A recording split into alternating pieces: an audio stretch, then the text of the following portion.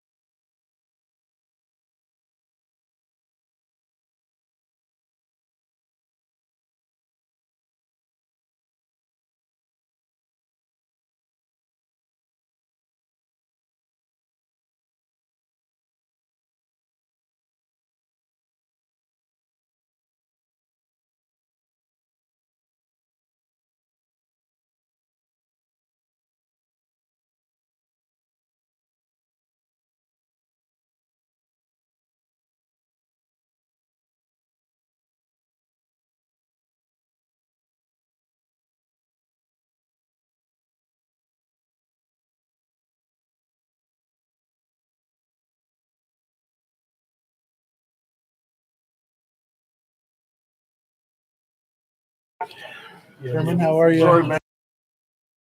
All right. Huh?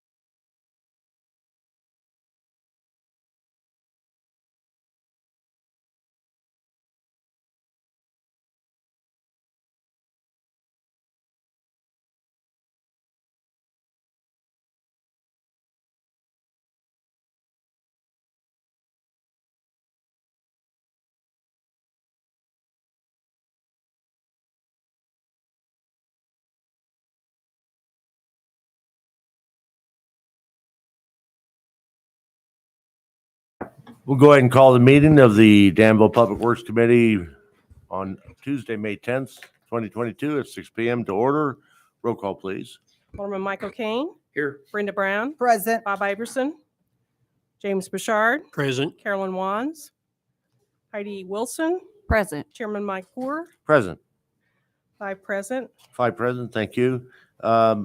We do have the minutes to approve from April of 12th of 2022. Need a motion to approve those as So moved. presented. Second. Okay. All those in favor? Aye. Opposed? Thank you. We do have the agenda. We do need to change a word in 4A, and 9H will be an item of information. The word change in 4A is changing it from Vermilion County Train to Vermilion County Trail. So with that and with items of information, need a motion to approve the agenda, please. So moved. Second. Okay, moving on to audience comments. First, we have under 4A, we have Vermilion County Trail Alliance presentation. Yeah, come up right up here. Can you hear me? Yeah? Yes, sir. Okay, all right. Thank you, everyone, for having us this evening. I am super excited to talk about this. So I know you have a lot to cover, so I'll try to go as quick as I can and be concise. I'm Drew Landis of Vermilion County Trail Alliance. We're a new group that has formed recently with an interest in expanding recreational opportunities in our community, specifically as it relates to trail, and that's multi-use trail, hiking, biking, that sort of thing. And so you see our logo up here, and the tagline that we have selected here is building community one foot at a time. And so that really speaks to the heart of who we are. We really want to use trail opportunities, recreational opportunities to build a deeper sense of community in Danville and Vermilion County. So what we're proposing is a bit of a partnership with the city to have more things to do and see in Vermilion County, starting here in Danville and, perhaps going wider. So this is sort of our pitch for that. And then if you go to the next slide. And so we'll talk a little bit about us and then a specific opportunity we have. But first I want to put this up. And if you allow me to talk about this just for like 1 second, I really love this history. So this quote is, "Every man should share of his good fortune with the town that gave him his opportunity," by John Harrison. Now, some of you probably know some of the history of Vermilion County and who that is and how this relates to that. But the specific project we're talking about deals with some of Harrison Park, the west side of the river of Harrison Park. And this is a really interesting property because it dates back to the very founding of Vermilion County. Some of the folks who were on the very first settler mission to find the salines here in Vermilion County, they were the ones who settled that piece of property, entered it into the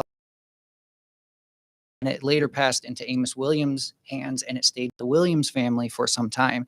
And Amos Williams is sort of like the first civic-minded professional politician. He's sort of responsible for founding Danville, things like that. In 1910, that plot of land was leased by the country club, and they put in the first 9 holes and that beautiful clubhouse there. And so from this period of 1910 to like 1929 is really when people are coming, they're boarding in the clubhouse, they're observing the hills of Harrison Park, and they're really, taking it all in. And it's during that time that Harrison Park gets a reputation of being one of the most beautiful places in Illinois and indeed throughout the Midwest. And so he and his mother would often talk about what a shame it would be if, when the country club was done with that property, if it just passed into private hands and were no longer available for public recreation. And so in 1928, when the country club moved to its current location, John Harrison, who was a local businessman and he was the editor of what would become the Commercial News, he bought the land. He bought the land of the country club and 235 acres from the Amos Williams, the Williams family, and he gave it to the city as a gift with 2 conditions: that it always be in use for public recreation and that it always be Harrison Park. And so this quote comes from the fanfare that surrounded the official acceptance of that park as a city park. And actually, I sort of like the quote that's in the Harrison Park Clubhouse a little better, and I'll read that. "I have held the theory that if a city furnishes a man his opportunity to make a living and develop his business affairs, he is under obligation to that city to do something more than just live in it." And so that's sort of the spirit with which we want to undertake this opportunity for our community. We want to honor that legacy. And I sort of decided that being the case, I couldn't live in a community that didn't honor that memory. And so I would either have to do it myself or move. So we're deciding to do the work. Next slide. So properties in question here, this is a rough map. The lower section is West Harrison Park. That is everything on the west side of the river. There are some dramatic hills there, and these are actual GPS tracks that we have been out and mapped. And then the northern section is what we're calling the Lakeside Trails area. It's 1 mile away on the road. And so this sort of gives you an overview of the area that we're talking about. And then for reference, over to the upper right-hand side, that is Lake Vermilion, and you can see the dam crossing the water there. So just as I'm talking, this is sort of the context of what I'm speaking about. Okay. So our the overview of the project here is that in support of Danville's mission for economic development, creating tourist-driven outdoor recreation opportunities, what we propose is coordinating with the city to design and build and maintain about a 12-mile, I think once all is said and done, multi-use pedestrian trail system on West Harrison Park and the undeveloped city lands to the north of there. This system will feature a contrast to some of the other local trail offerings that we have, primarily Kickapoo and Kennecott. And specifically in a biking context, it will allow riding in hopefully a more diverse set of conditions and a better entry point for beginning riders that is closer to the city and not so far out and a little bit more difficult to approach. We also plan to restore some of the existing historical infrastructure that is there. In the late 1930s, there was, as part of the Works Progress Administration of the New Deal era, there were trails, some cobblestone bridges, pavilion, picnic area, all of that put in. We don't necessarily restore all of that, but there are some existing structures there in the woods that can be restored. It's a culturally and civically significant site. Like I said, it goes right back to the founding, just like Ellsworth Park itself was donated, part of the lands donated to form Danville. Dan Beckwith also lived and owned Harrison Park property. We would propose as part of this a competitive hike and run 5K course, so we could have community events there as another option besides just Kickapoo and some of the other offerings that we have. And then ultimately, we would like to have a bike park and skills area that sort of people are able to come. It's easy to approach, beginner, all the way up to intermediate and advanced, and you have something for everyone there. And sort of our long-term goal would be to have a course of, excuse me, high school athletes to work with local communities or local schools and other school districts around the state to form a statewide league of cyclists, and then to actually have events here on this course.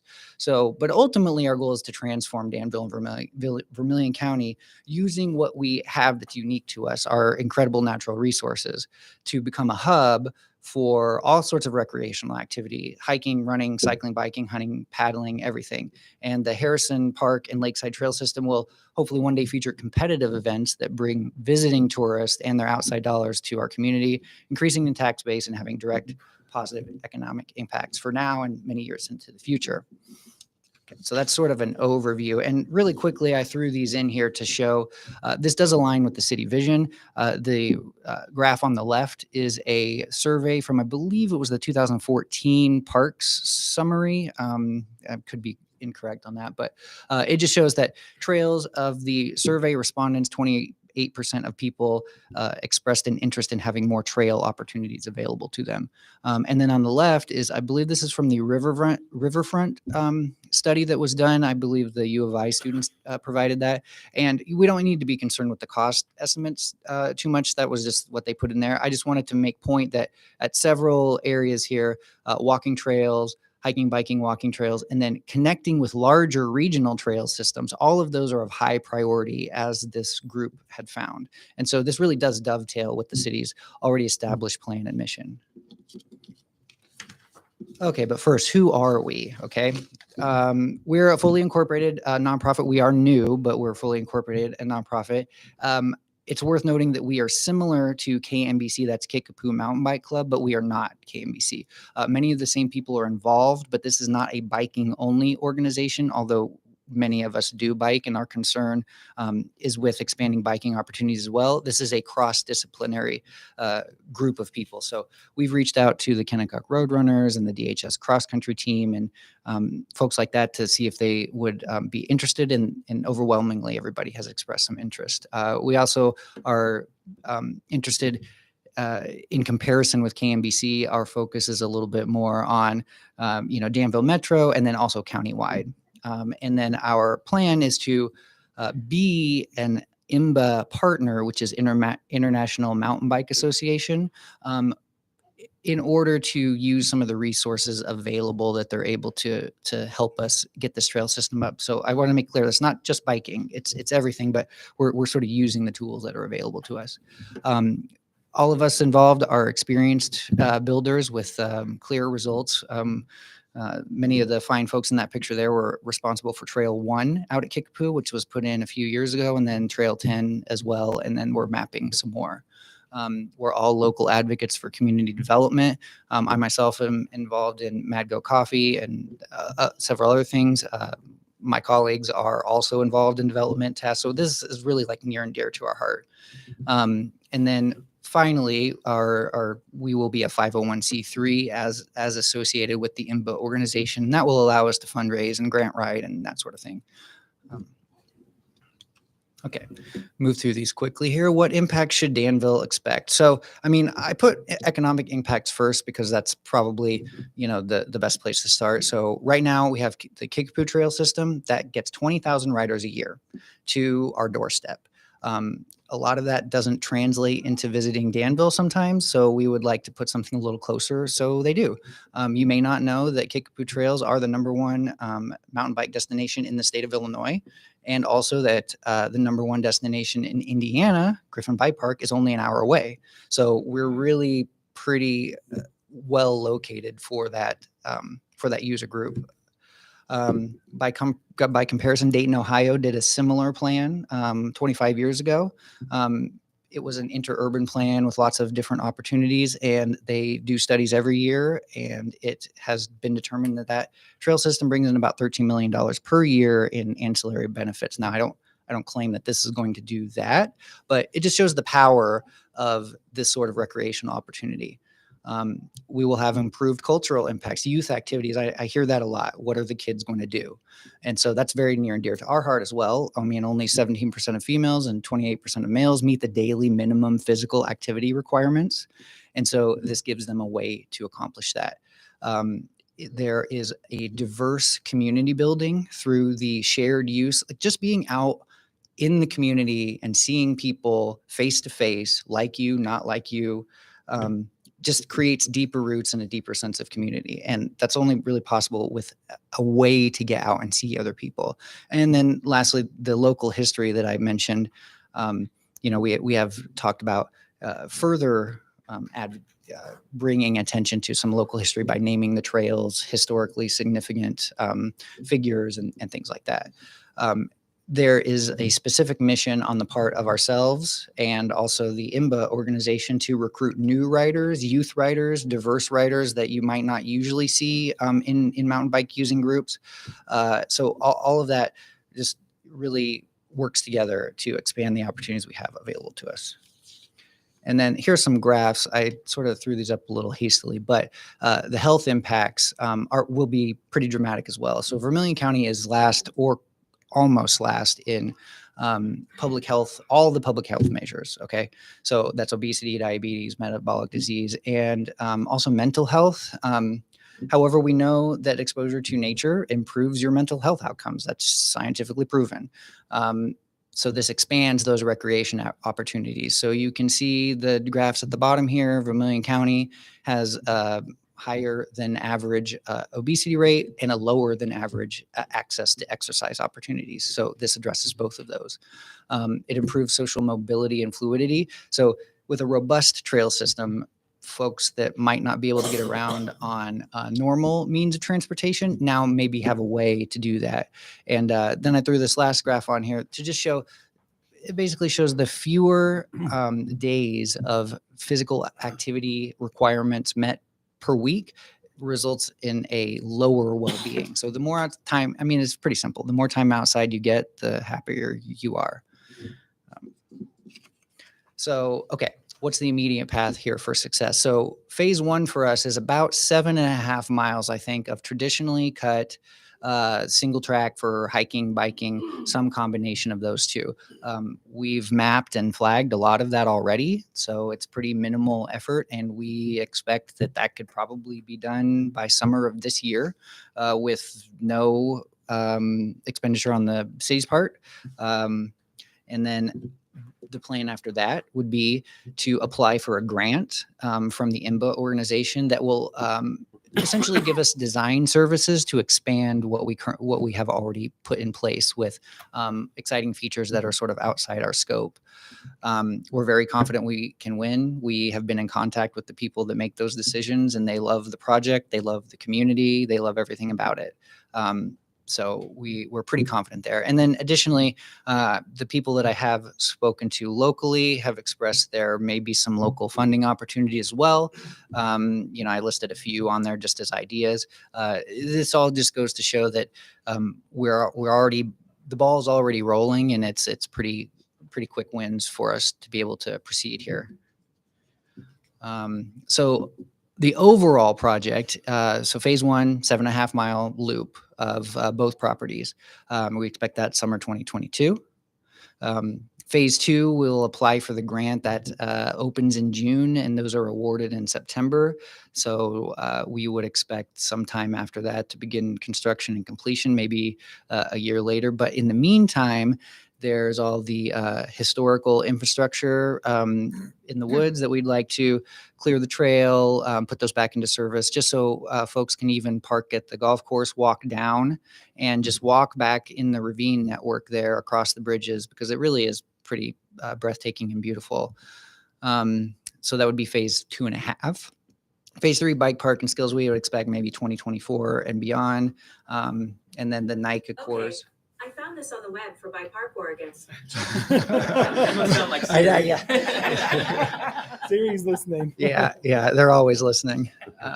And the NICA course, which is the competitive course that I mentioned. And then, this is going to be an ongoing thing where we're always looking for ways to branch out and expand. So, that would just continue on into the future. And then lastly here, some additional opportunities on the property that I just sort of threw up, but it's funny because I know that these plans are in maybe a few different places now. I just threw out the ideas of, zip lines and playgrounds and disc golf. And there are some old facilities up at the top of the hill. There used to be a Girl Scout camp there.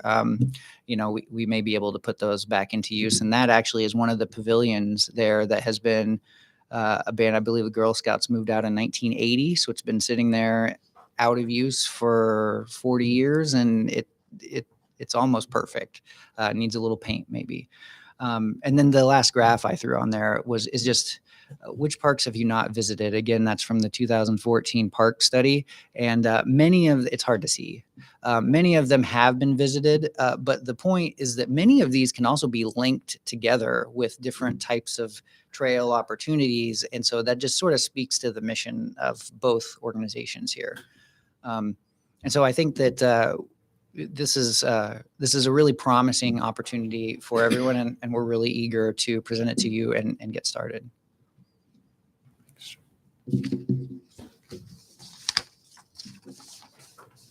Have you talked with Vermilion County Conservation District Foundation or anything on partnering with you? I have been in contact with Laura Danville at the Vermilion County Conservation District, and specifically once we get some trail in for some perhaps prairie restoration opportunities, clearing of the invasive species of the woodlands and things like that. But we not specifically on doing that. Okay, Champaign County Forest Protection District, we talked with them. They're partners with Vermilion County Conservation District on the Kickapoo Rail Trail, different things.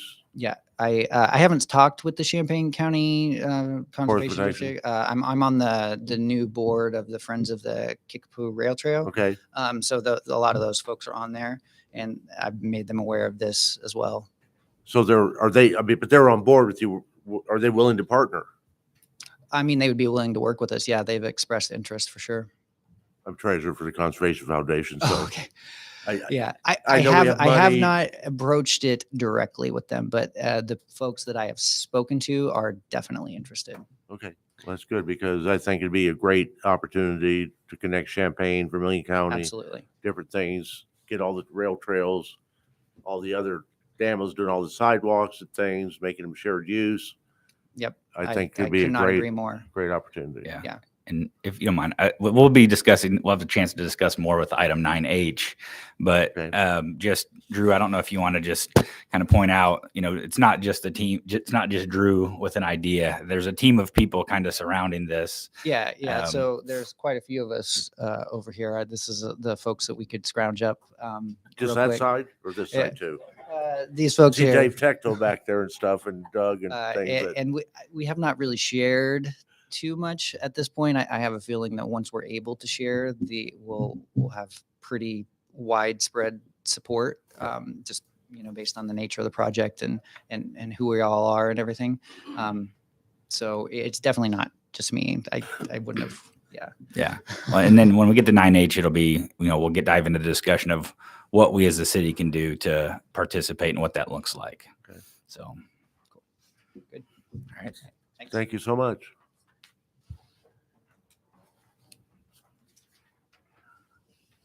And then we have 4B, West Side Trails Master Plan Presentation, Farnsworth Group.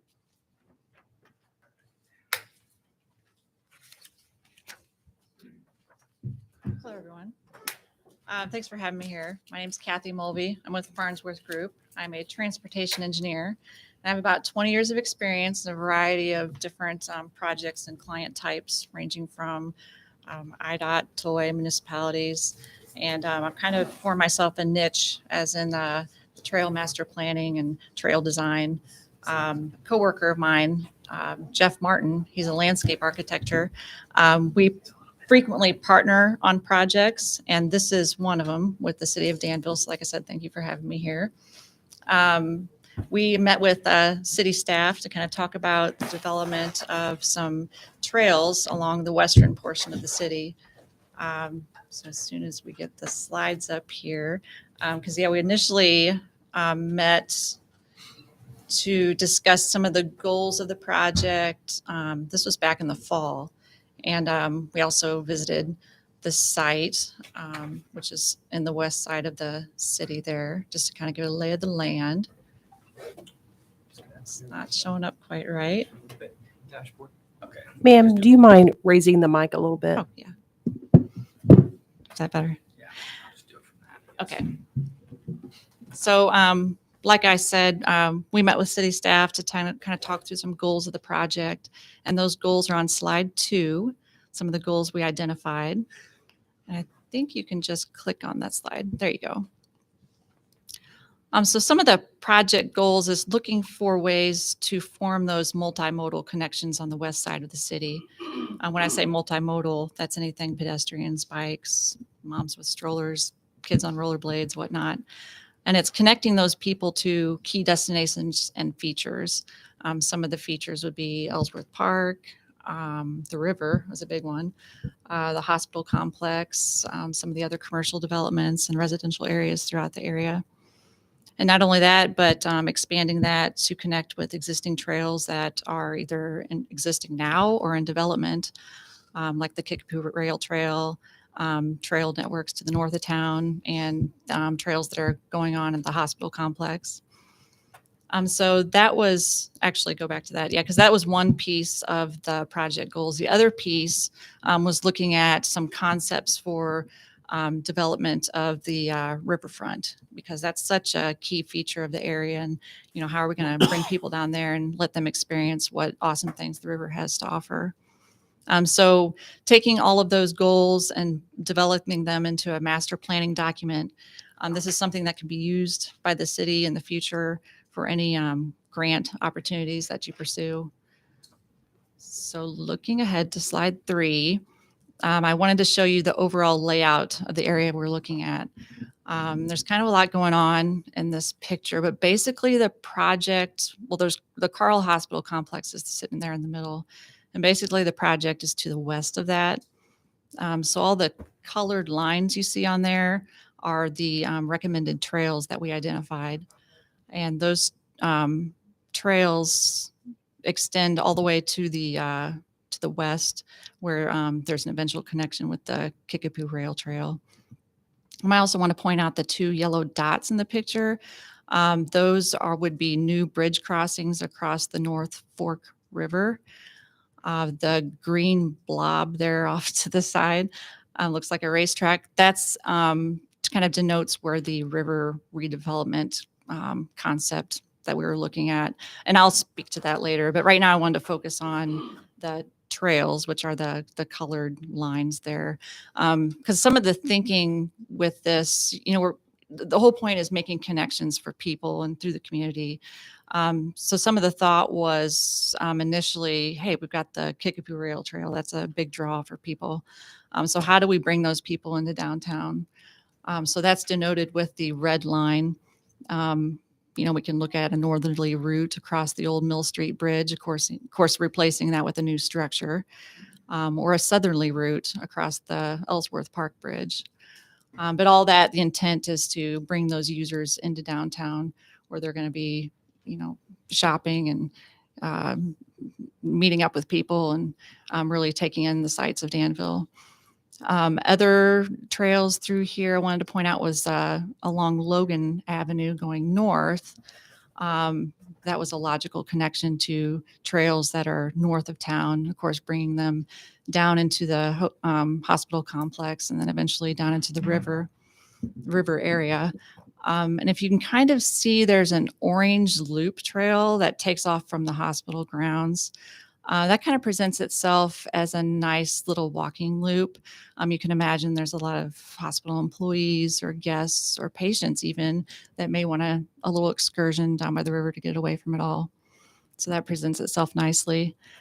I also wanted to point out the blue line, just some trails that we identified as opportunities to get people from Ellsworth Park and then down to the Riverfront area, and then eventually making their way over to that green blob.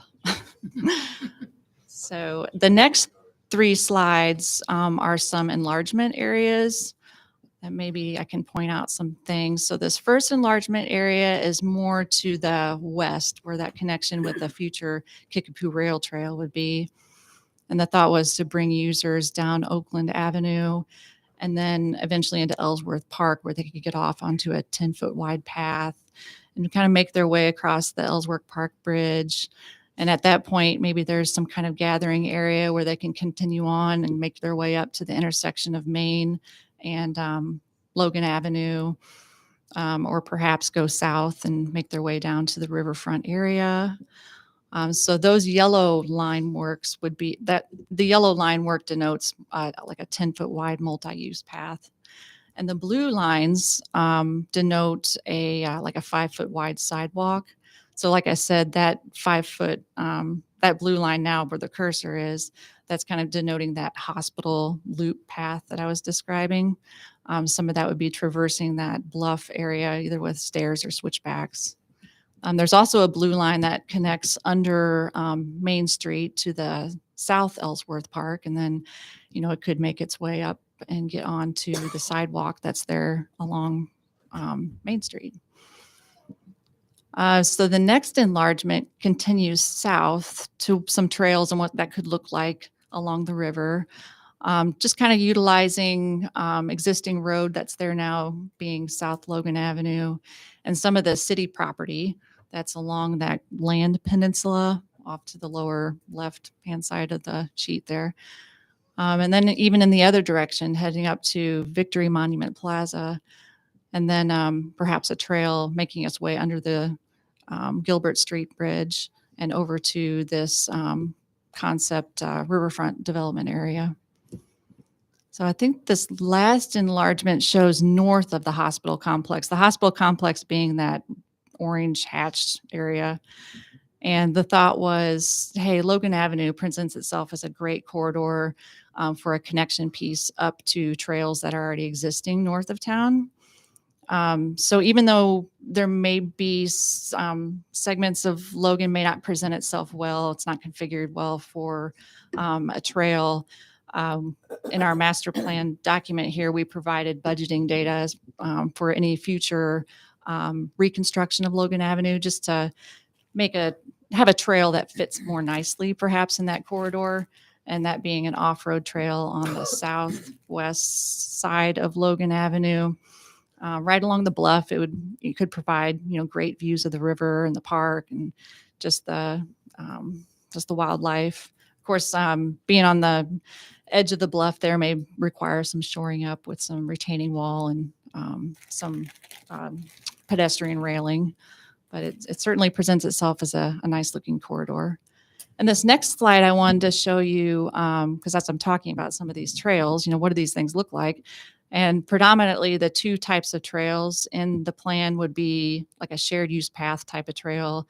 And those can be independent, by themselves as they're weaving through the park, or, a lot of times you'll see them paralleling roadways. But there are situations where you just don't have the room to put a trail like that.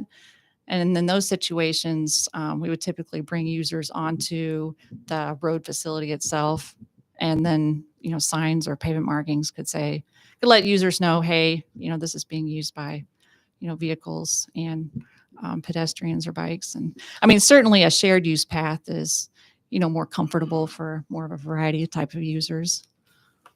So that kind of looks at the trail pieces of the master plan document.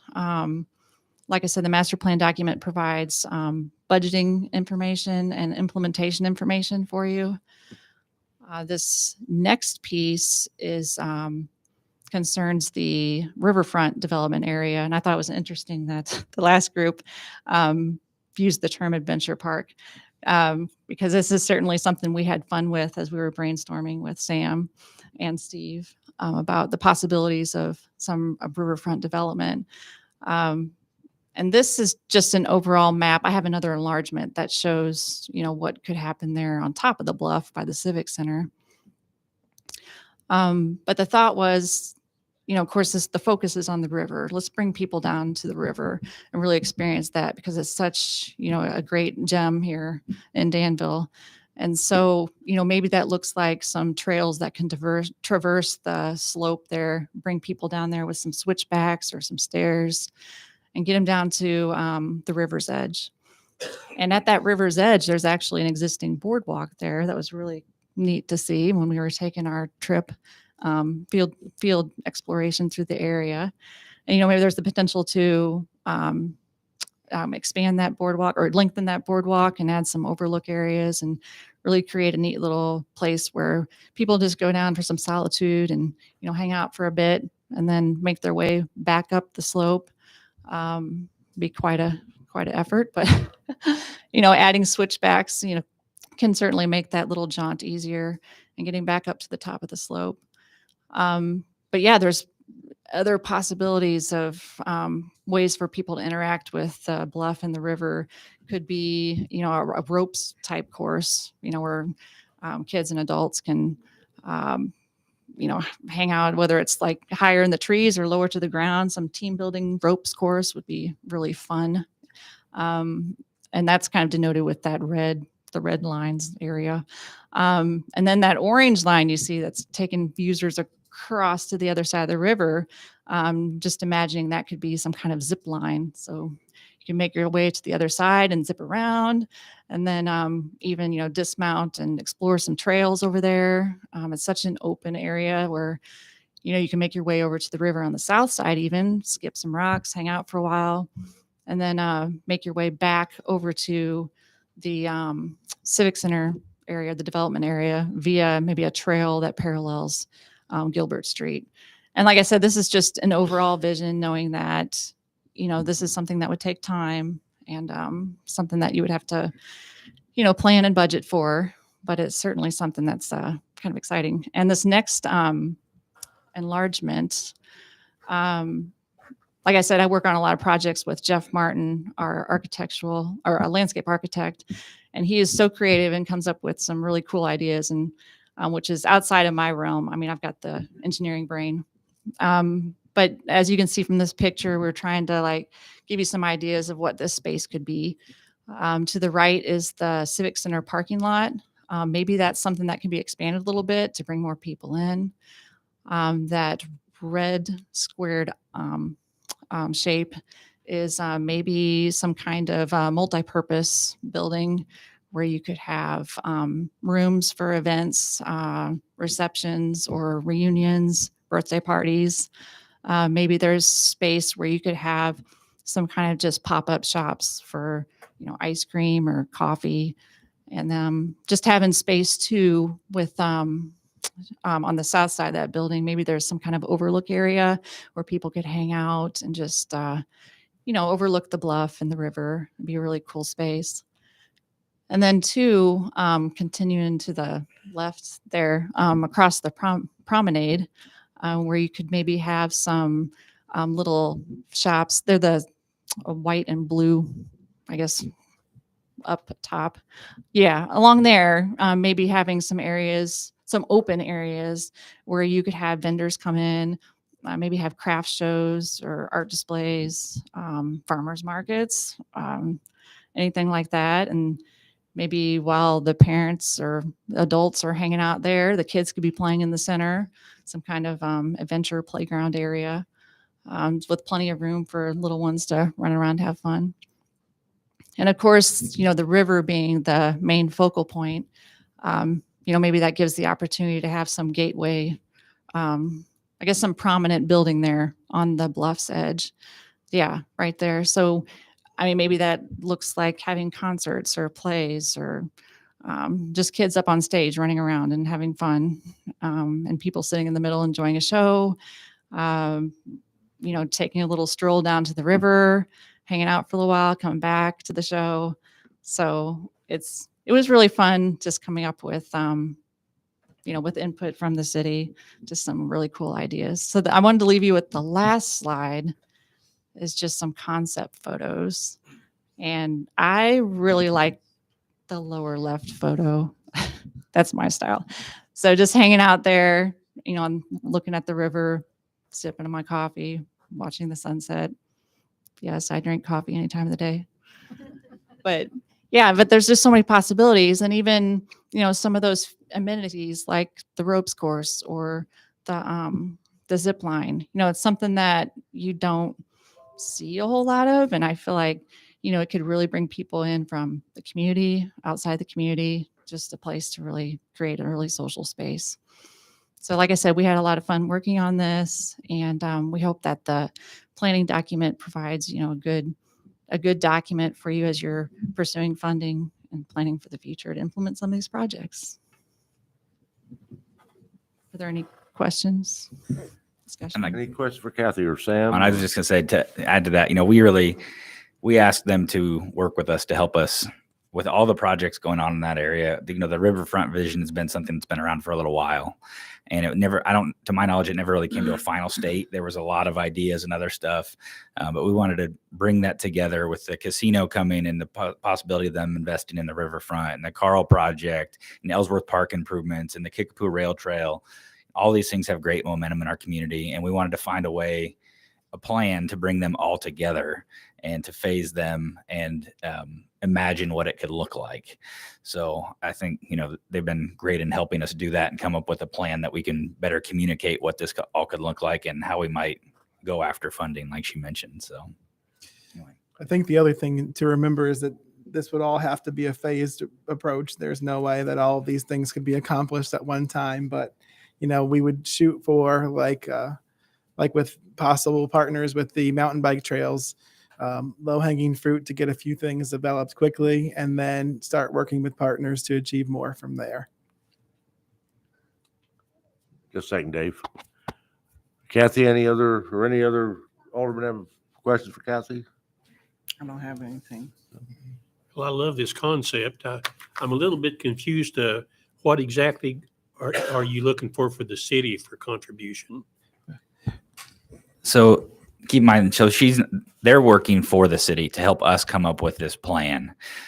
We hired, their services to put ideas on paper, help us come up with costs and look at the feasibility of these things. So really, this is for us to decide what we want to accomplish and how we want to accomplish it. And there's actually a master plan document that goes, that came out of this. We'll be able to put that on the website for comment. And certainly it's not something that we're expecting to roll out a huge, mega project on or something like that. But as opportunities arise, we'll certainly we want to get the plan to a state where we can move on it and seek funding through grants for roadway trails, or if we have an open space grant for the land down in the bottom, or we have a strong plan to decide how we want to use the commitment from the casino for the riverfront development, that we know that all goes into a cohesive plan and it's working towards a larger strategy. There's many grant applications that look to that and expect to see that. So it really sets yourself up well for the gaining those grants. Yeah. Well, I love the concept of all of it, especially if I was about 10 years younger. 20. Yeah, 20. Yeah, I was exaggerating a little bit. Anybody else? Thank you very much for your presentation. Yeah.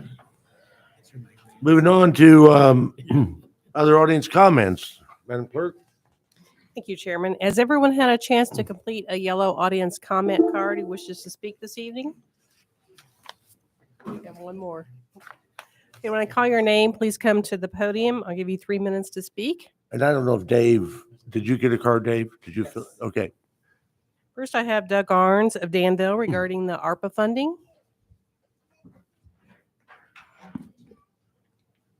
Thank you. And thanks again for your service. Before I speak, I'd like to clarify, there's nothing on the agenda for the ARPA funds. Are those to be discussed? And is it still intended for a vote next week? Any comment you would like to meet or make tonight will be noted, and then we will vote on the final funding next week. Okay, thank you. We'll start out with financial. As I discussed last meeting, the citizens and the council deserve to know what the costs are. The mayor intentionally misstated that the pool has actually broken even or made money the last few years. Not true if you include the cost of the manager for the pool facilities. As I stated, that's always been hidden in the parks budget. So the pool that is, as it existed previously, lost at least $25,000 a year, and more typically 50. Now, that's not to say that there's going to be a cost, shouldn't be a cost for water recreation for youth. There can be and there should be, but everybody should know what those are up front. And so if we're tripling or quadrupling that number, I go to this year's budget that was approved and there's a surplus of $80,000 and there is no money put in there for a pool operation. So assuming you're going to put $150,000 or $100,000 or so in there for a pool operation, that's already a deficit budget. To my knowledge, the citizens in the community have not been told how much money we're losing due to the population loss. We lost 3,000 people, and it's not because the pool wasn't in good shape. That loss is going to be 6 figures to the general fund alone. I would expect it to be 7 figures overall based upon the per capita income taxes and other things that are shared with the city. Why hasn't that been provided to you, and why do we not know it as the community? That would reflect that the budget you're currently operating in is several $100,000 potentially below what it should be or what it needs to be. So I'll look forward to the mayor providing that information so that we can all know what did that loss of 3,000 people mean. Several years ago, each person was worth $200 to $300 per capita. So that's why I say it's likely 6 to 7 figures, high 6 to 7 figures. Secondly is, or along those same lines, the standard and the approach that's being taken on this would never be allowed for a bond project. That's typically how these pools are built, through bonding and other grants and things. You can't get a bond if you can't explain how much it's going to cost to operate or how you're going to pay for it. There's been no discussion, to my knowledge, on what is the rate going to be to charge citizens. The largest inhibiting factors, the largest barriers for disadvantaged youth in this community for water recreation is access. It's not a pool. It's the fact that the pool requires a parent or a guardian to let them in and observe them, monitor them. It requires them to pay a fee. Most of them do not have. It also requires them transportation to get to the pool. And that's why when we met with youth, we started doing spray parks. Ask the kids in Holiday Hills or Vermilion Gardens whether they've been to the pool or have they been to Winter Park, where it's free water recreation any day, all summer long. That's a more effective way of reaching water recreation for our youth that deserve it. And so let's open our minds a little bit, consider options that were not presented to you. and let's provide the best thing for the community. This issue requires much more than 3 minutes. And the council should have a study session to discuss ARPA funds. This is $24 million, and you're not allowing people to speak more than 3 minutes on it. I commend the people there. That riverfront, it doesn't have to be held off. Build the riverfront, build 2 or 3 more spray parks where the kids that need it can actually get to it and use it. Put the 10 million in the riverfront where we'll see immediate response and attraction for the community. The pool's going what you're talking about is $13 to $15 million in the part of the neighborhoods, whereas in most decline in the last 30 years. I came from there. I've lived it. I know it. You know it. So let's refocus this and get the funds going where they should be to serve the most youth, not just those that are able to get to a pool because their parents can afford to take them. Thank you. Thank you, Mr. Arns. Willa Tecto of Danville regarding the 12 Trails Master Plan.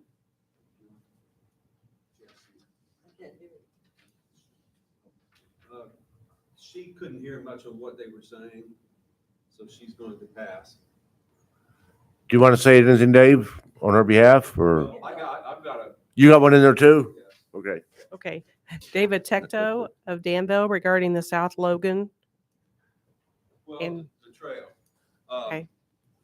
The first thing about Harrison Park West and all those other properties for bike trails and other multiple use trails and stuff like that. It's great. The city already owns all that, you know, so, and Harrison Park West is beautiful. That would be a great place. The stuff going down into Ellsworth Park from North Logan and all that, wonderful. The city already owns Ellsworth Park and everything like that. My issue is the blue lines south of Main Street going down my street where I live and then encompassing, it's all private property down there. City does not own that. The city would have to purchase that. And I don't want to give it away. The city has no real right of way back there now behind our property. There is the street there that's not kept up very well at all. But I do not want the bike trail to go in my backyard. You know, that's, I mean, we have plenty of other bike trails. I've been on trails all around this county. They are not overutilized. None of them are. And it would be great if more people would get out and ride their bicycles. We've got bike lanes on multiple streets in town. You never see anybody on a bicycle on there, do you? I mean, very rarely do you see anybody using these trails or these paths on our main streets. Very, very rarely do you see anyone riding a bike on them. The stuff to the east of Memorial Bridge that the city already owns, that's all great. That would be lovely to have more things right there, you know, by the Civic Center and all that, and extending down there and even across into that other side that the city owns. However, when you're looking into going in my backyard or on my neighbor's property, I know they don't want this. Use what you've already got. Don't bother private citizens that want to keep their land. And that's basically, you know, what I want to say. There's plenty of other things. There's all the other things. There was just one little thing about that blue trail that went down South Logan and all around my neighbor's property. And I don't think he wants to get rid of it. All the neighbors are here. Yeah, all the They're all here. yeah, the neighbors are mostly here, and none of us want a bike trail in our backyard. We're like that. A little bit selfish maybe, but when I bought that first property down there over 40 years ago, I liked it because I was in the city, but I was out of the city. I could go in my backyard and go fishing. The fishing's gone to heck since the dam's been removed, but you know, but that's just one of those things. So I don't do that much anymore, but I still like the river back there, and I don't want a bike trail in my backyard. And Dave lives in one of the original parts of the city of Danville. It's 120. When 30 Dan years old. Beckwith and others were here, and yeah. Yes, it's been there for a long time. And I'd like to live there till I die. And I really, They talk about the river that's not there anymore. The river's it's not like it there. was 100 years ago. It's not there. so It's like anyway. it was 100 years ago. That's all I There have was to no say. dams 100 years ago. Thank- So, but anyway, Dave, thank you. And I would like to know when they were doing this study for that trail down there, did you walk around people's property to find that? How did you just looked at a map and drew the line there? You just get in touch with me. Well, I'll get you more information. Yeah, Dave, talk with Sam. But I know the U of I did a comprehensive study of that whole area Yeah. back in the day, several years ago. But Sam's more than happy to meet with you, and Kathy'd probably meet with you. Okay. All right. Well, because I would like to know any more coming through. I don't want to all of a sudden find out something's been passed and all of a sudden I have no say. Yeah, that sounds about right. Okay. Thank you. Thank you very much. Reverend Frank McCullough of Danville regarding the Three Kings of Peace Mentoring Center. Thank you, Ms. Monson. And before Reverend talks, I did request that he be put on the agenda to give a presentation for the Three Kings of Peace Mentoring Center. But they'd already given a presentation previously, so I said, go ahead, and anyone from your group that wants to speak during public comments is more than welcome to do so. Thank you, Mike. And if I had known that, out about some people with me, I do have Mr. Butler here. I'm pretty sure he would speak on the Three Kings of Peace Mentoring Center as well.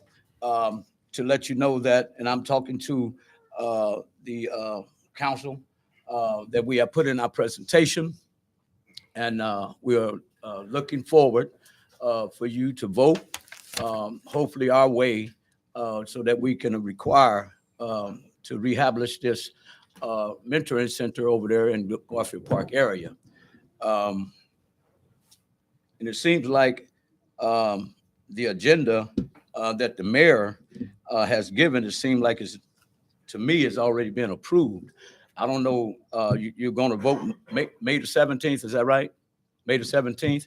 And it seemed like he already have some approving Arpa funds going, some properties over there on Fairchild Street. So I don't know if I'm wasting my time here coming, asking for some funds for the mentoring center, but I just hope that you would think long and hard about what we can use those funds for. Our young folks' minds need to be redirected, and that's what the Three Kings of Peace want to do for this city. We have invested in this city for over 12 years, and we're looking for a return of that investment, the time and effort, our life's on the line for that purpose. And not only that, a return, but also we want to reinvest in the community some more. So please think hard and long before you make this decision on where these funds can go. We just appreciate your time to come and stand before you. And you will see us again, imagine next week. Thank you. Thank you, Reverend. Chairman and council, I just would like the record to reflect that the acquisition of properties does not use ARPA funds. It uses Fund 107 for economic redevelopment for the South Gilbert property and 310 for the others. So you are not approving the spending of any ARPA funds this evening.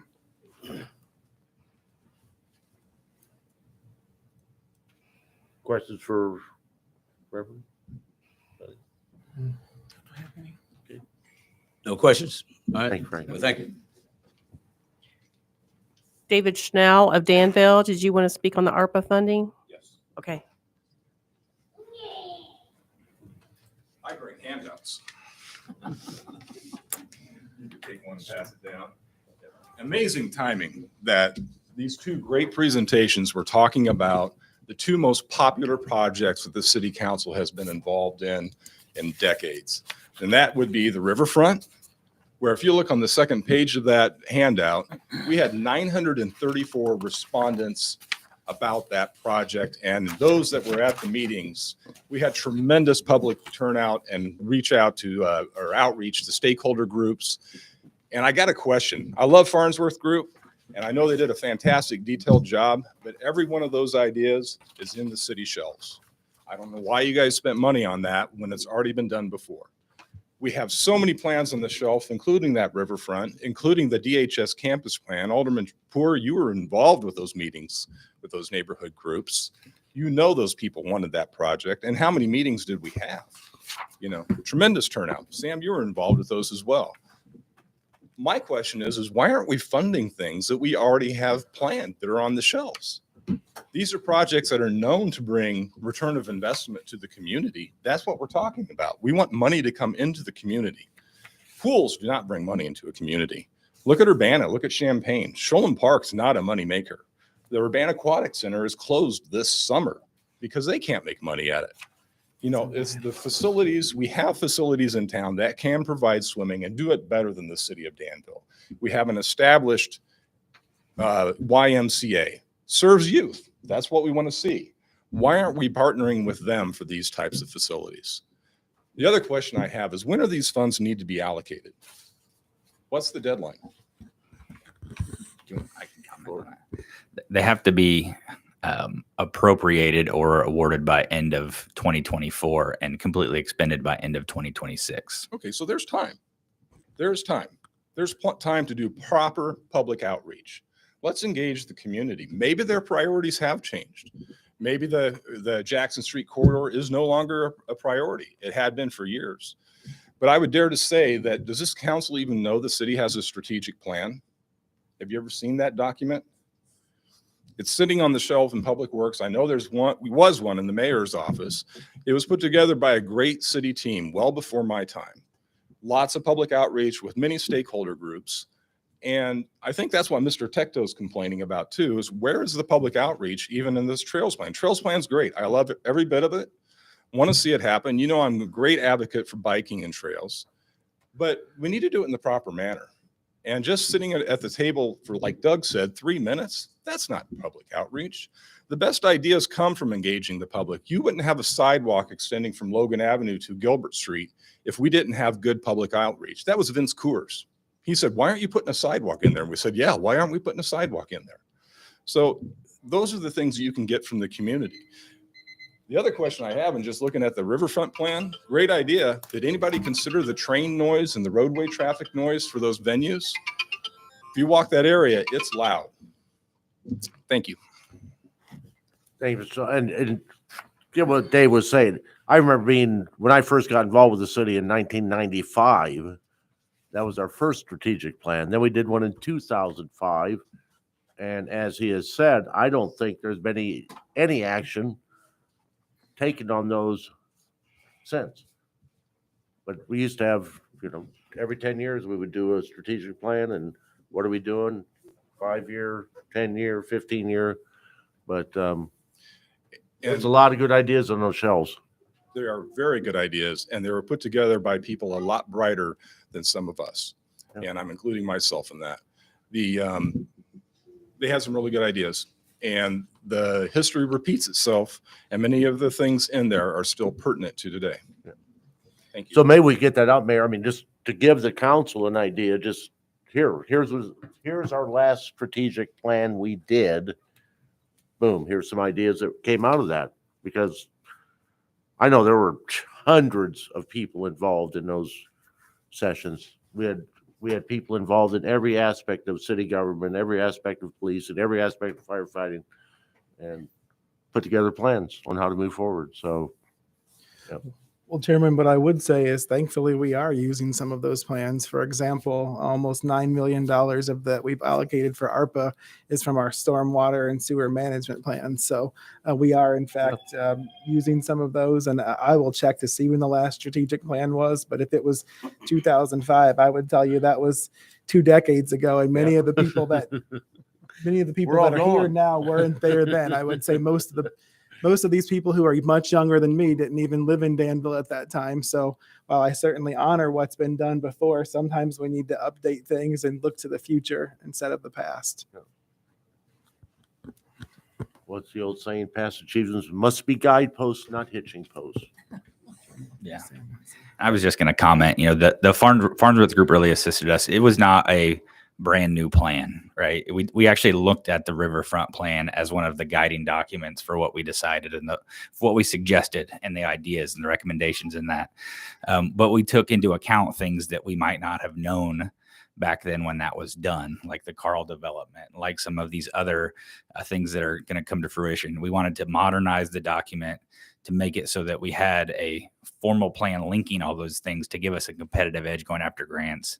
Ultimately, it was a fairly small expenditure in the grand scheme of what planning can encompass, and helped us do that. So, and I would say, on a lot of the other plans, we certainly don't know all the plans that are out there. There are plans from all over the place, but we do try to educate ourselves on those plans and incorporate the ideas that fit today and move forward on those. But no, we're not coming.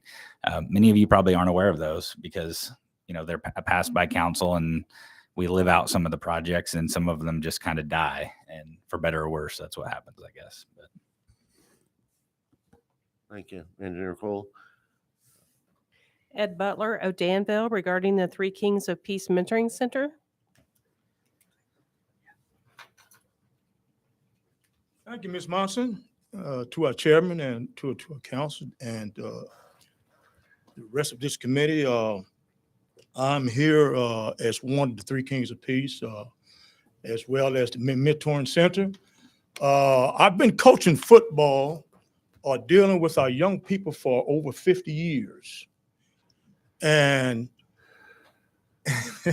and Carl is looking at me, and he is one of my recipients. And he is working for you now. And this is one of my products of working with young people. And so Rev McCullough and I, we had this vision years ago that we was wanting to get us a facility to work with our young people within Danville. And so we went into our school system, believe it or not, 6 years ago, when we formed the Three Kings of Peace. Within our school system, our kids were fighting every day. They were fighting every day. They were fighting every day in our schools. And then when the Three Kings went to these schools, mentoring to these kids in the school, believe it or not, the fighting ceased. The fighting ceased and they took it out in the streets. But our schools reap the goodness of these mentors, these men, Frank, myself, as well as Bobo Small. Bless his heart, he's gone now. And so it would be a disservice to this city and to the community, knowing that this city will not help this mentoring center to renovate this building. And we were told already by our mayor and human relations woman that we're not going to get none of these funds unless we go out there past the Miller's building. And then you know that we'll be renting for him there when we have a building up here already that we own. It's in a central location to where that the kid from Fair Oaks, from the West End, from the South, to come there. So you're going to have your pool, you're going to renovate it, and then you say that you're going to rebuild the park. We got the basketball court there to where that all these kids would benefit from all of that as well. And then we're there with the Boys and Girls Club. We can collaborate together to take our kids and get them on a different mindset. It disturbs me when 5 of our kids were suspended from middle school. These are 12 and 13-year-old kids, suspended from middle school for 2 years out of school.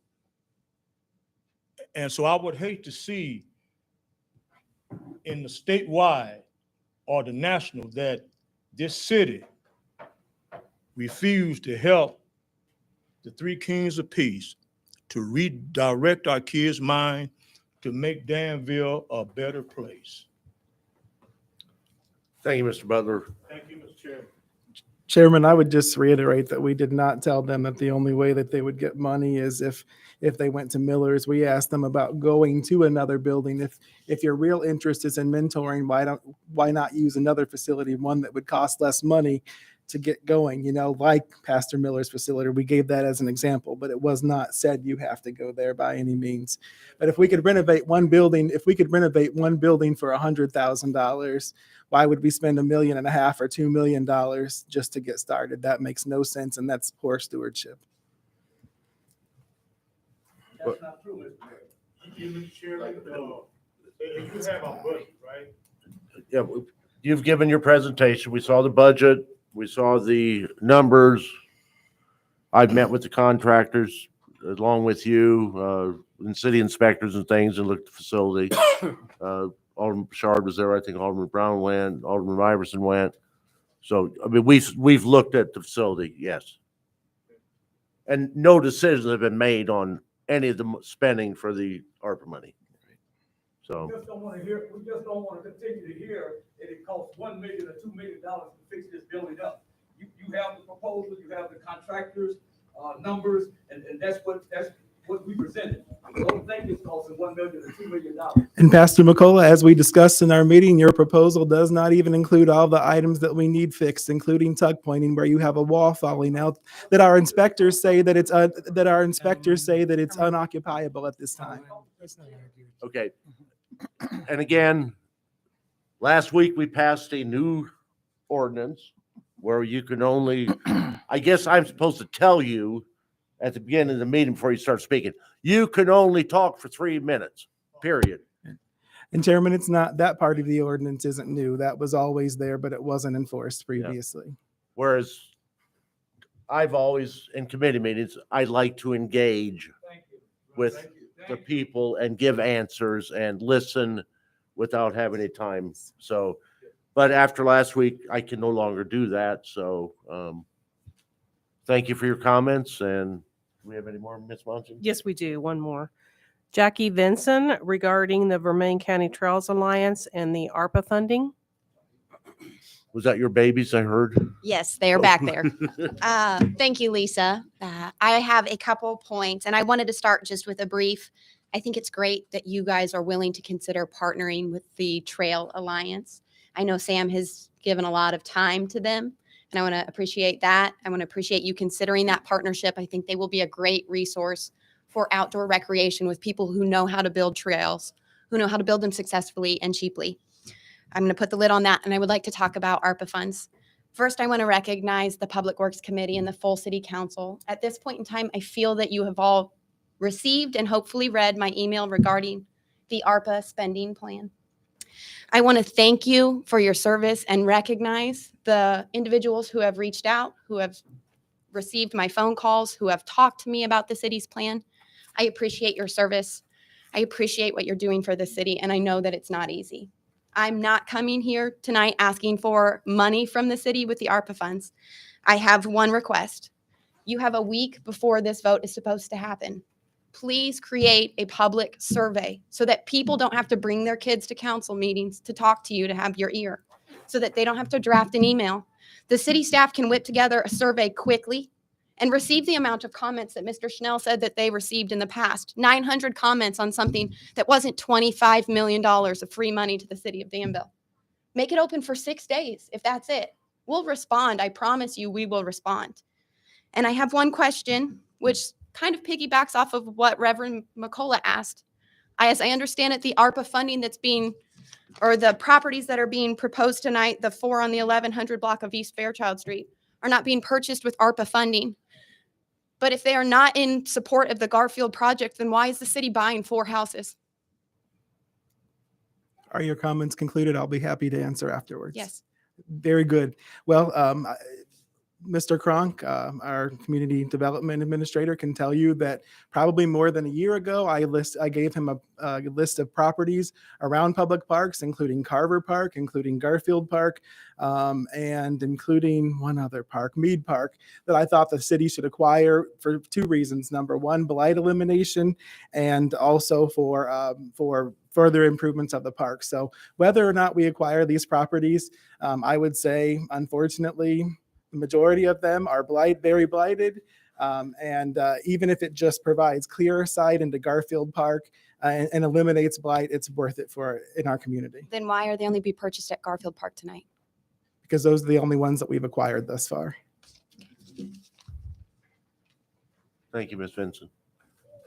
That's all I have. So, yeah. Anyone else want to make any comments? Come back up for another 3 minutes. I don't have a problem with that, but No, no, I'm fine, Mayor, with hearing more. that violates our. Does that violate anything, Council? Can I allow him to speak again? Well, the rule provides that speakers have 3 minutes.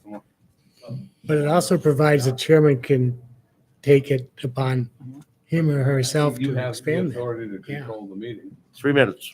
Thank you, Mr. Chair.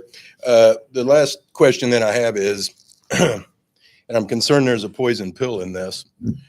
If ARPA funds are used for stormwater projects, does that prohibit the city council from reconsidering the sewer fee and reducing it? It does That was not. a fee that was not put through public input. The first committee, we went through multiple meetings, committees, and everything else. And there's a lot of business people out there, and some of you have expressed a concern to revisit that issue.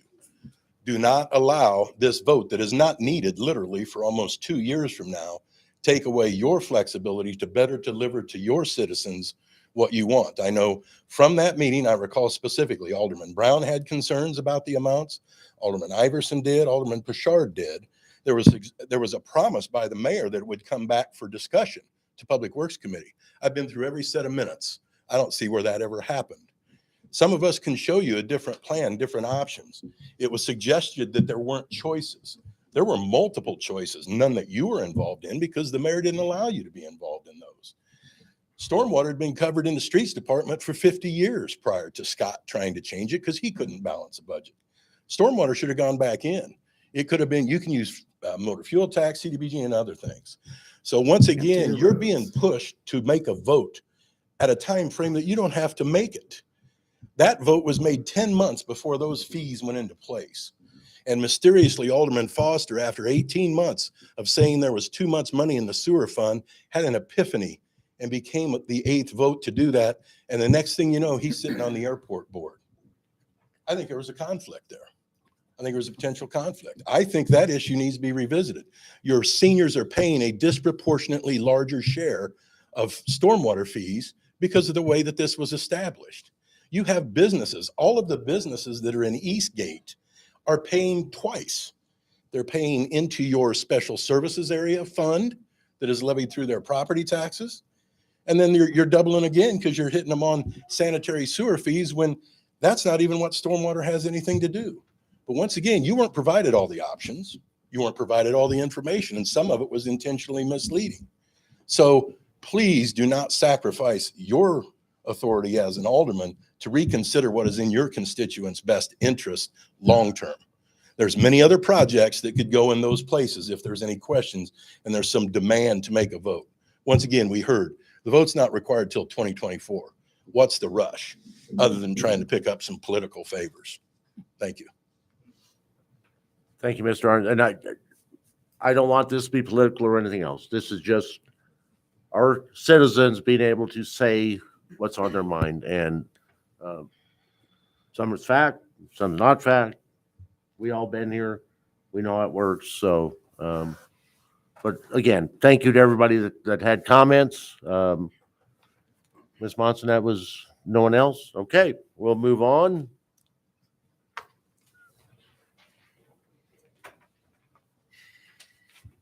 Well, I guess I just made my comments. Item number 5.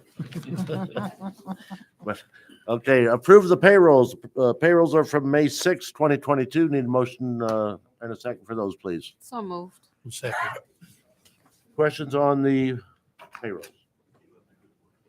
Okay. If not, roll call, please. Alderman Iverson, Yes. Bouchard, Yes. Wands, Wilson, Yes. O'Kane, Yes. Brown, Yes. 4, Yes. 6 yes. 6 yes. And having just heard you say Miss Swan, Miss Swans is visiting family, so that's why she's not here. She asked for permission to be excused last week, so. Okay, moving on to vouchers payable. These would be the vouchers payable from May 10th. Need a motion to put that on the table, please. So moved. Second. Okay. Any questions on the payables? I have, Yes, Alderman Brown. Chairman Poor, on the May 10 payables, May 10, page 2 of 4. It's about middle, it's just, okay, here, it's about middle ways, it's on rail hearing. I just need to know, it has on there credit and breaching of shotgun parts. Where are these shotguns from?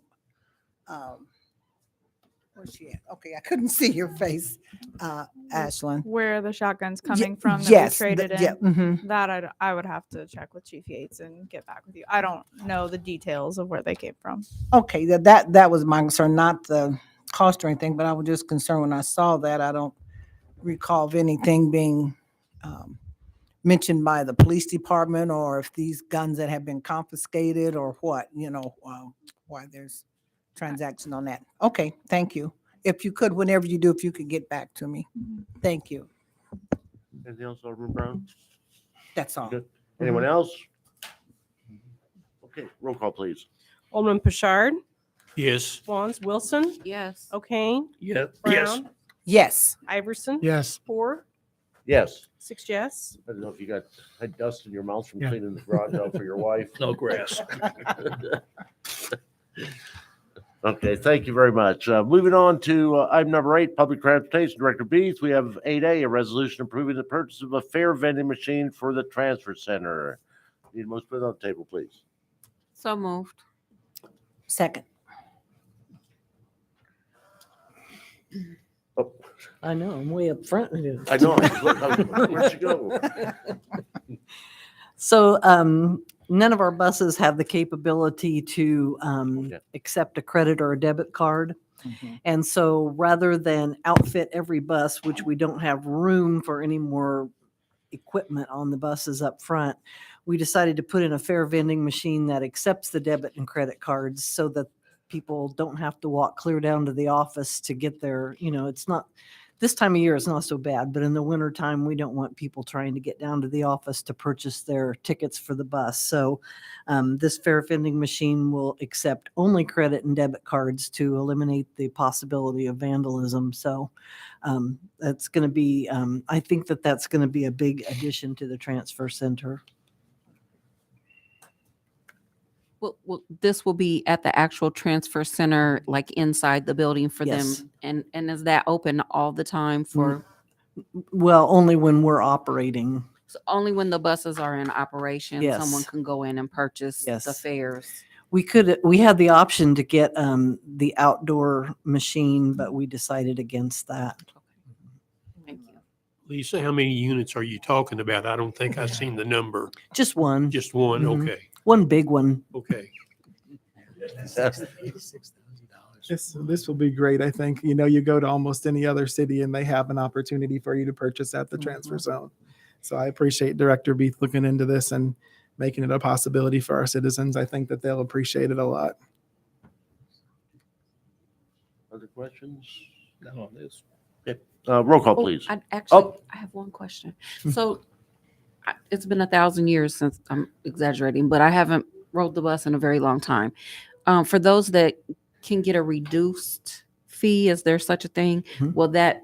Will it have those capabilities on the machine as well? Yes. Or, okay, Yes. thank you. All right. Alderman Wands, Wilson, Yes. O'Kane, Yes. Brown, Yes. Iverson, Yes. Bouchard, Yes. 4, Yes. 6 yes. 6 yes, thank you. If there's no problem, I'd like to take 9B through E together. They are, That's okay. Oh, okay. Item information on 8B. Not much.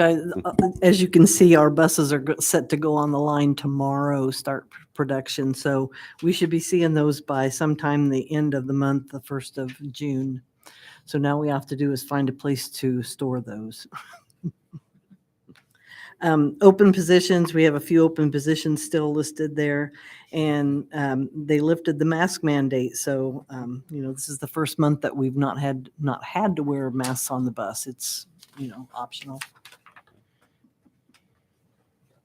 Questions for the director? Okay, now I have to move to 9A, ordinance approving the purchase of real estate. No, Yeah, that's correct. You're right. okay. It's a different fund. Yeah, you're right. Okay, different fund. Mhm. Approving the purchase of real estate 7 and 11 East Second Street for community improvements. Need a motion to put that on the table, please. So move. Second. Director?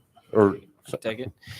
Yeah, what you have presented before you this evening is a purchase agreement for, it's technically 2 addresses, but if you click on it on GIS, it presents 3 lots directly to the south of Long John Silver's on South Gilbert Street. It is the burnt down Rutgers Auto Body space. And the intent here is to get the site clean because as you all are probably aware, there's still a burnt structure on site.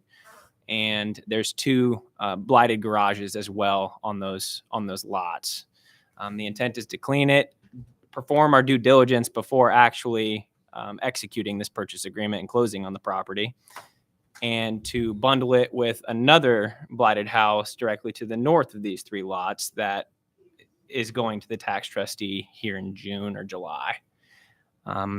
There is 1 lot that we're still working on directly to the west of that auto body. Probably a lot of people don't know that concrete pad was not a part of Rutgers Auto Body. That is actually owned by a land holding company of Long John Silver's. So I'm working very hard to try to get a hold of that holding company and see if we can put together a really nice developable lot on South Gilbert Street, which I think we need. is, with Rutgers being there over the years, is there going to have to be, has there been any soil borings or anything? That's built into the purchase agreement for due diligence, but we also have it built into to actually clean the site during the due diligence period as well. So we don't have to have that sitting there. And some of you are old enough to remember in front of Rutgers was the Phoenix restaurant that sat on that pad. But yeah, that's been,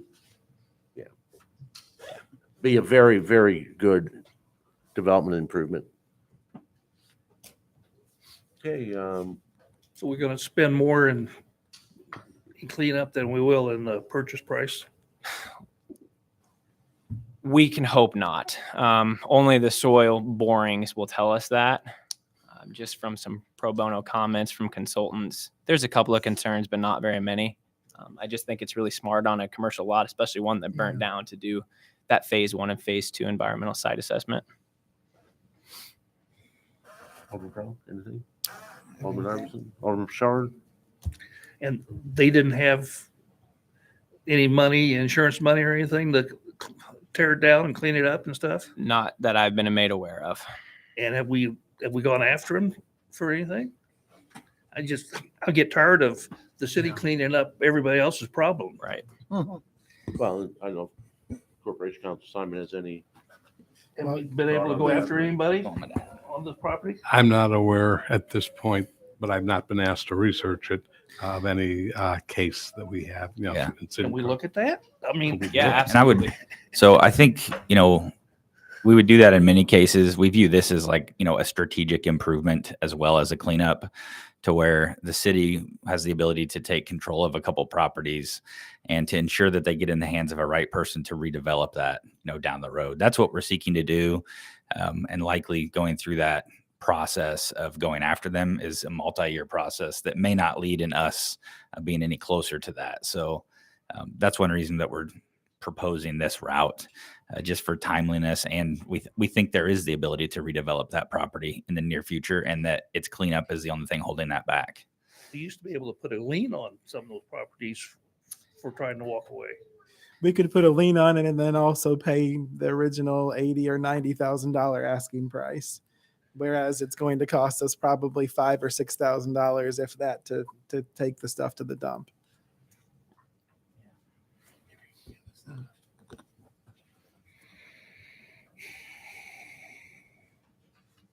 God knows.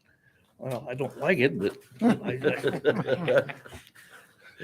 like it when we have a new business there that's inhibiting property taxes and sales, hopefully sales tax too. Okay, roll call, please. Alderman Wilson, Yes. O'Kane, I hope it works. Yes. Brown, Yes. Iverson, Yes. Richard, Yes. Wands, 6 yes. I'm poor. I'm sorry. Yes. Thank you. 6 yes. Now we'll do, if there's no objection, items 9B through E, purchase of real estate, all on Fairchild Street for community development. Need a motion to put that on the table, please. So moved. Second. Questions on that? Chairman, just to clarify again, we are not using ARPA funds. I hope that the media reports that this will not be using ARPA funds. And this is a move that let's say tomorrow the council says we're not going to do anything to Garfield Park. We're not going to do anything to Garfield Pool. This is something that I believe that we still need because it eliminates blight and it improves the safety in the park. Creating clear lines of sight around the park, as we've done with the housing authority by giving them the sidewalk so that they could keep people from loitering. Protecting your perimeter helps you to protect what's going on inside. Okay. And just Corporation Council just said, I used to own 1122 East Fairchild 10 years ago. That has no effect. No longer have a. No, okay, thank you. Alderman Iverson. Are Vice Mayor Iverson. some of these businesses and some of them homes, I shouldn't say homes, probably nobody living in them anymore, but houses, or are they all business? These all presented tonight, there's 3 residential homes, 2 rentals, 1 owner occupied, and 1 vacant lot presented tonight. And there is one, what used to be a business, right? Because as I drove by there, in there. Well, Not this evening. This Not this doesn't have evening, nines. Okay. but yes, there's a couple old commercial facilities and 1 current commercial business or industrial. Yeah. Bob, I think Black's Printing used to be, Yeah, Black's was back there, but I thought there was one, like blue brick building was one of the ones. Maybe that's next time. Is that a restaurant? It hasn't been anything for a while. Yeah. Yeah. So we got prices in here. Yes. It adds up to 150,000 for the 4, as my math goes. And did we do any kind of appraisal of the property and stuff? So a real estate agent was consulted to guide us through the value and projections and helped us with negotiations for these purchase agreements. If we felt a fair negotiation was had, we went with that real estate agent's initial appraisal from his opinion. But currently for other properties, if negotiations are slowing down, if they just don't think that we're going in the right direction, then an appraisal is being had right now, being performed. Okay, and then the other properties in the city of Danville that we've been looking at, and I've got some near me that needs to be torn down. They won't get pushed back to tear this stuff down, will they? We're acquiring all of the properties that we can through the Vermilion County trustee tax sale that need No, demolished. I'm talking about the demolition. We got lots of properties in the east end of town that need demolition. that And list was sent out not this this week, park, wasn't it? Yeah, we not the just got- park development. Can we just What- get that? Yep. And this shouldn't have any effect on any of that because we'll do as we have in the past couple of years, which is we will do as many in-house as we can, as well as contracting out the others so that we get everything tore down in one I want season. to change our priorities. I think, was it you that's who sent Now, out the demo? Tracy sent out the Tracy. list. The whole list of Yeah. all the new demos happening? When did- Yes, Months was it ago. It's been 2 days. yesterday? No, we just got Or it today? 2 days ago. Yeah. Well, my email is not coming to me properly. It's taking a day for it to show up. It's always a day late. Yeah, there's a whole list, all the list of all the current demos.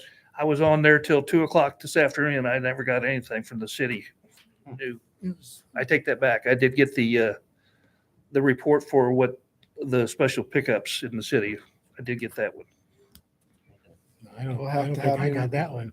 we'll have to have you meet with got Agnell. mine. Well, I do have a deal on my Outlook saying that without updates, it won't function right. And I can't do an update because it won't let me.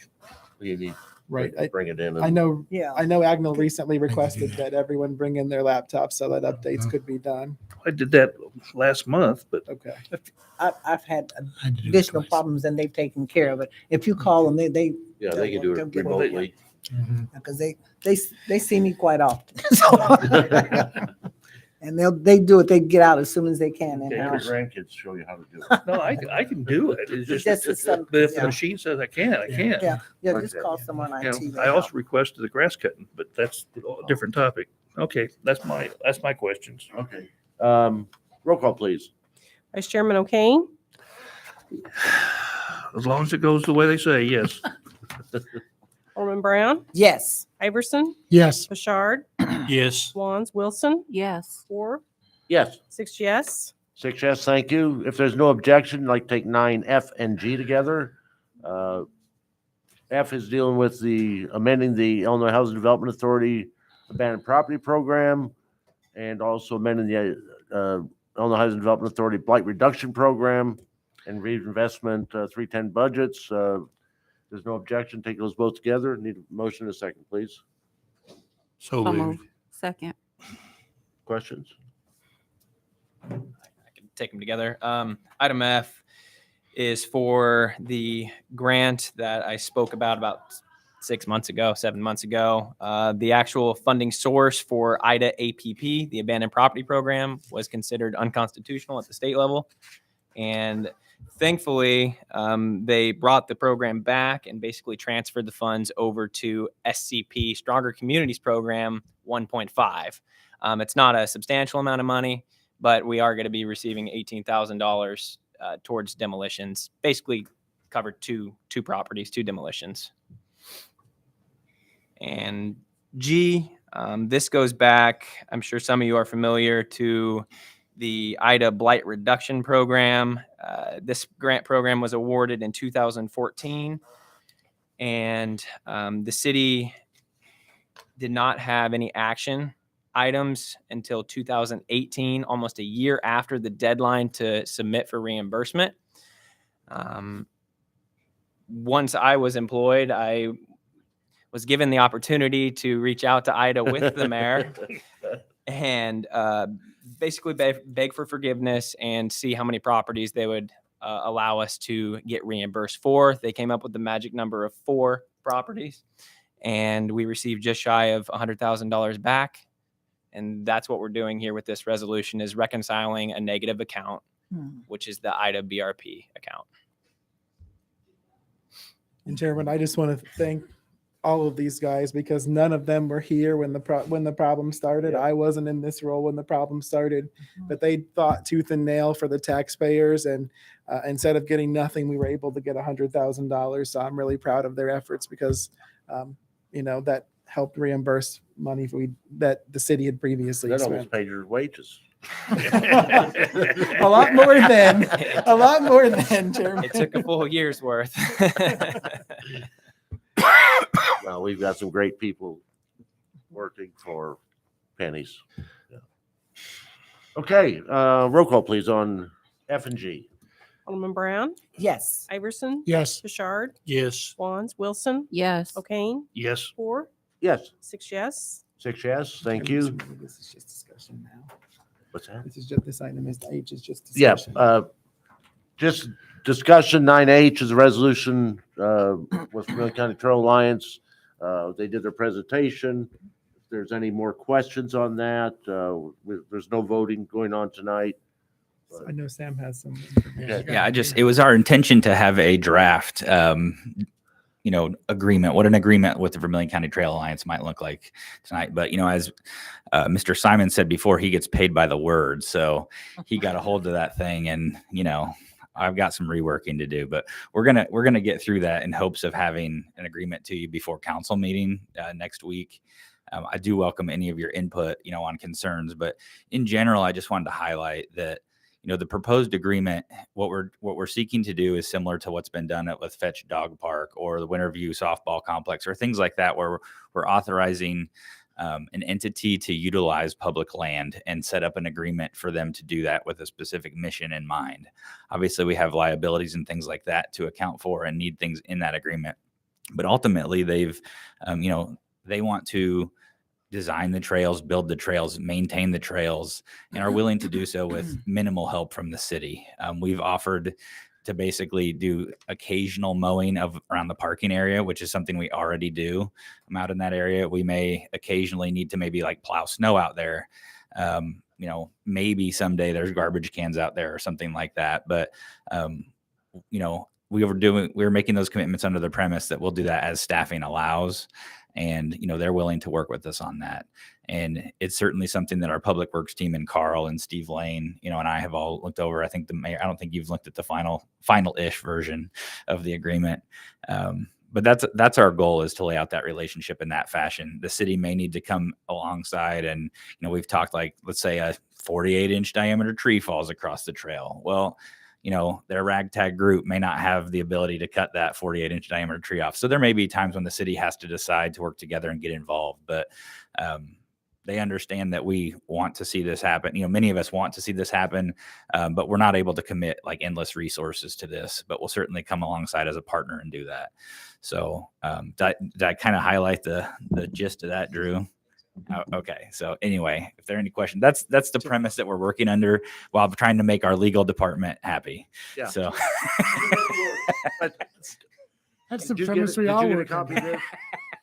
Do you have a copy of the re-envisioning Danville, the downtown Riverfront development that the U of I did? yeah, and keep in mind they're not doing the Riverfront piece, right? So there's Just an idea of the trails that are on here. I mean, it shows a lot of those trails and things you're talking about.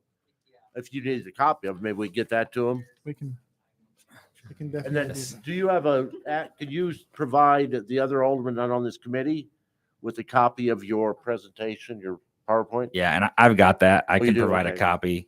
It might be worthwhile for us to find a platform to kind of portray that and the West Side Trailways plan, together. We coined this our trail day or trail night, here. So I forgot trial night. Yeah. Or train night. I feel like we were on trial a I was- little bit, but I was actually glad to see there aren't a bunch of like angry train aficionados out in the expecting something different. They can be an unruly group. To just get everybody, Yes. so everybody's on the same page, so we know. And I think in general, we'd welcome your discussion or comments on what your thoughts are on, moving forward with something like that. So. one thing that I want to say to you all, and I want to say to the aldermen, I don't know about you all, but it's refreshing to me to see citizens who are willing to come forward and do something, not only for themselves, but for the greater community and for their fellow citizens.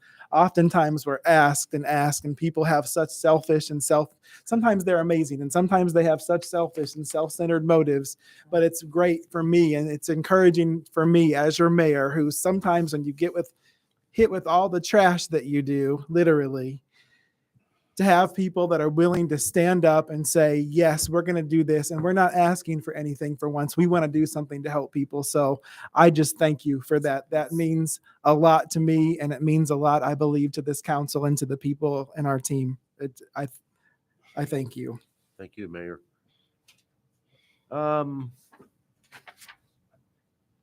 Alderman, do you have any thoughts on what they presented to us this evening? These are the mountain bike and hiking folks out in the west side of Harrison Park and south of Chateau Estates. I don't have any. I mean, we just really got it. I don't have any comments one way or the other. I would just like to look over some things later. I may have some comments on it, but I thank them for their, both groups for their presentations tonight. It's just gonna be so nice where you can actually travel this community, Vermilion County, Mhm. Champaign County, everything. Basically uninhibited by anything because there's so much out there now to do. Yeah, so, It's great. Okay, we'll probably talk about this, what, next Chairman, Public Works would- meeting would or? if it be the pleasure of the committee, if we redraft that and have it to you in plenty of time, meaning by the end of this week at the latest, the agreement, would it be acceptable Oh, for take you it and full the council and the council committee to move it to council next week, or? Yeah, we'd have a week then to review any kind of proposal and things. Well, it'd be, I mean, today is a week from the next meeting, so it'd probably be 4 or 5 end of days. this week. You'd probably have it over the weekend, and I understand if the intent is not to make you feel rushed in So this we can wait if decision. we need to be. You know, the intent is, we've got a group of really eager people to get this to get, and I do not want to be the thing that stands in the way of that happening. So, Would you just want to bring it back to the next Public Works meeting, or you want to do it at full council next week, or? that's entirely, from my perspective, that's entirely up to you. Is a week enough time for you to get it together? Is a week enough time for you? Yeah, Jim has, he's going to charge by the word, and if he has to do it twice as fast. Yeah. I'll keep my charges low, Yeah. maybe. It depends on what intervention things happen. I've got city court on Thursday, which takes up part of the afternoon, and there are other commitments. And then we have another court hearing on the Mervis suit on Wednesday. So all I can do is give it a try. How about the first meeting in June? That's what I was gonna suggest. What Oh, that's an easy do. Yeah. That's So, an easy. so do you want us to? Do you want us to bring it to public services? Yes, I think For it'd be the a good agenda. Or for- we could just automatically go to the first council meeting. Well, we could have the council meeting, before. We'll but- try to have you draft well in advance. And just another item that I didn't touch, just a high level thing that what we're going to build in. I know the trail guy, I don't know what your non VCTA name is, trail guys, trail crew, trial guys, whatever. They definitely have interest in having this be like, a long-term commitment, and as do we. But we are trying to be very particular about not making commitments that we can't ensure will be there forever, right? So I think it's they're gonna be committed to this thing, and we are. But the goal is to leave the city with the ability to make the best decisions in the city's interests down the road when we're no longer here as well in this agreement. So There's one other issue. Whatever I draft, Sam's going to have to send out to you all. Is it the trial, or the train group? But anyway, and I don't know how you operate in terms of now that you're a formally organized, recognized entity within the state of Illinois. You have to function through your governing board or your president or your CEO. So I'll get it done as quickly as I can. That's all I can say. So today's the 10th. Public Works will be the 24th. Public Public service. Service will be the Public 24th. Then we have Memorial Day, and then the first meeting in June would be like early, right? So do Is we that want to good for everyone? present Is that this? good for you guys?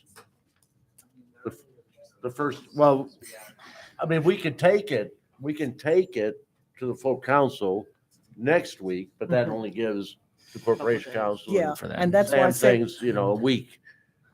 Or we can let it go to public Well, services. how about we shoot for as fast as we can possibly get it? okay, And I'd we'll- just like to make a suggestion. Sounds better, because Is let's get it that- right the first time. Yeah, let it go to the public service. I mean, next week is rushing, and we just heard his schedule, and we certainly don't want to rush you.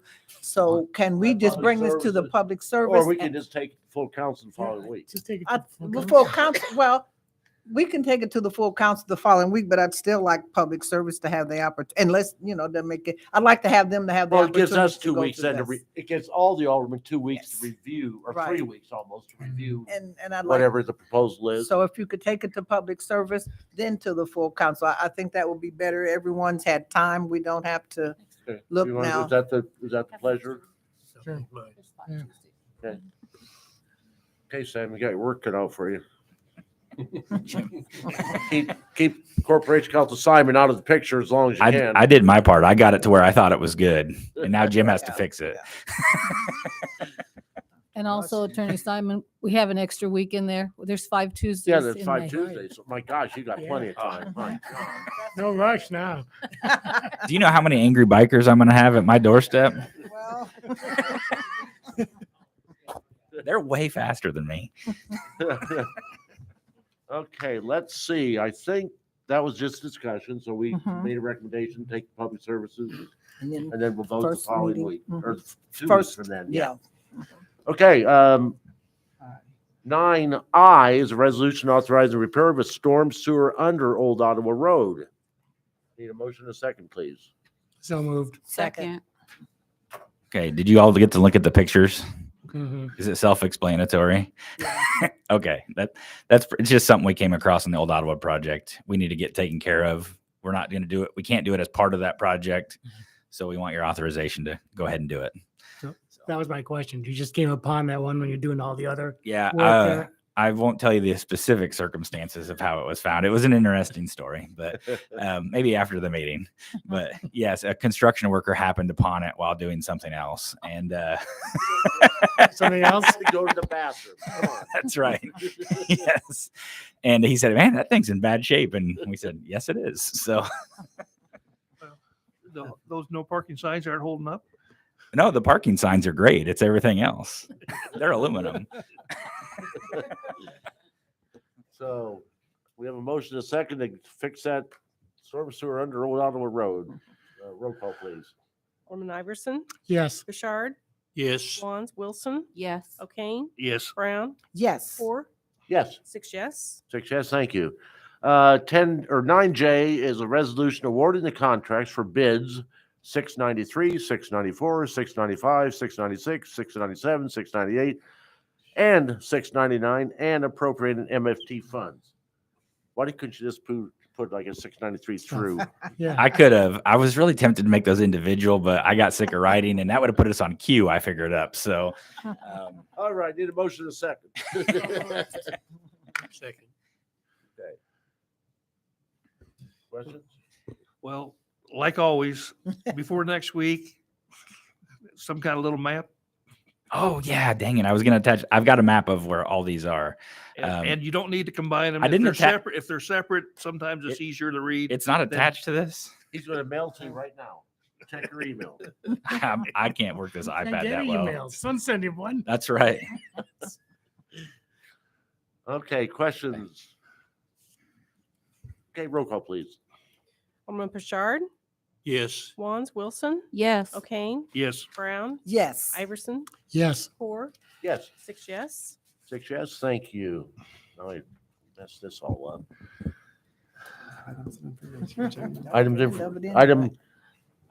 Item 10, closed session. Who wants to go into closed session? Do Okay, you want me to cuss? there is no need for closed session. Item number 11, items of information. I didn't. I would Sorry. just like to speak again, kind of like what I said last week. During public comments, we hear a lot of things, and to me, sometimes it's, directed at certain people, certain individuals. And I just like to say that Director Carpenter Logan, our engineers over there, they do a great job with trying that. Although I'm grateful for all the comments, don't misunderstand me, because it gives us insight on things. But I just want to say personally, as one of the aldermen, that I'm grateful and our IT people for all that you do and all that you do, even looking into what we had previously.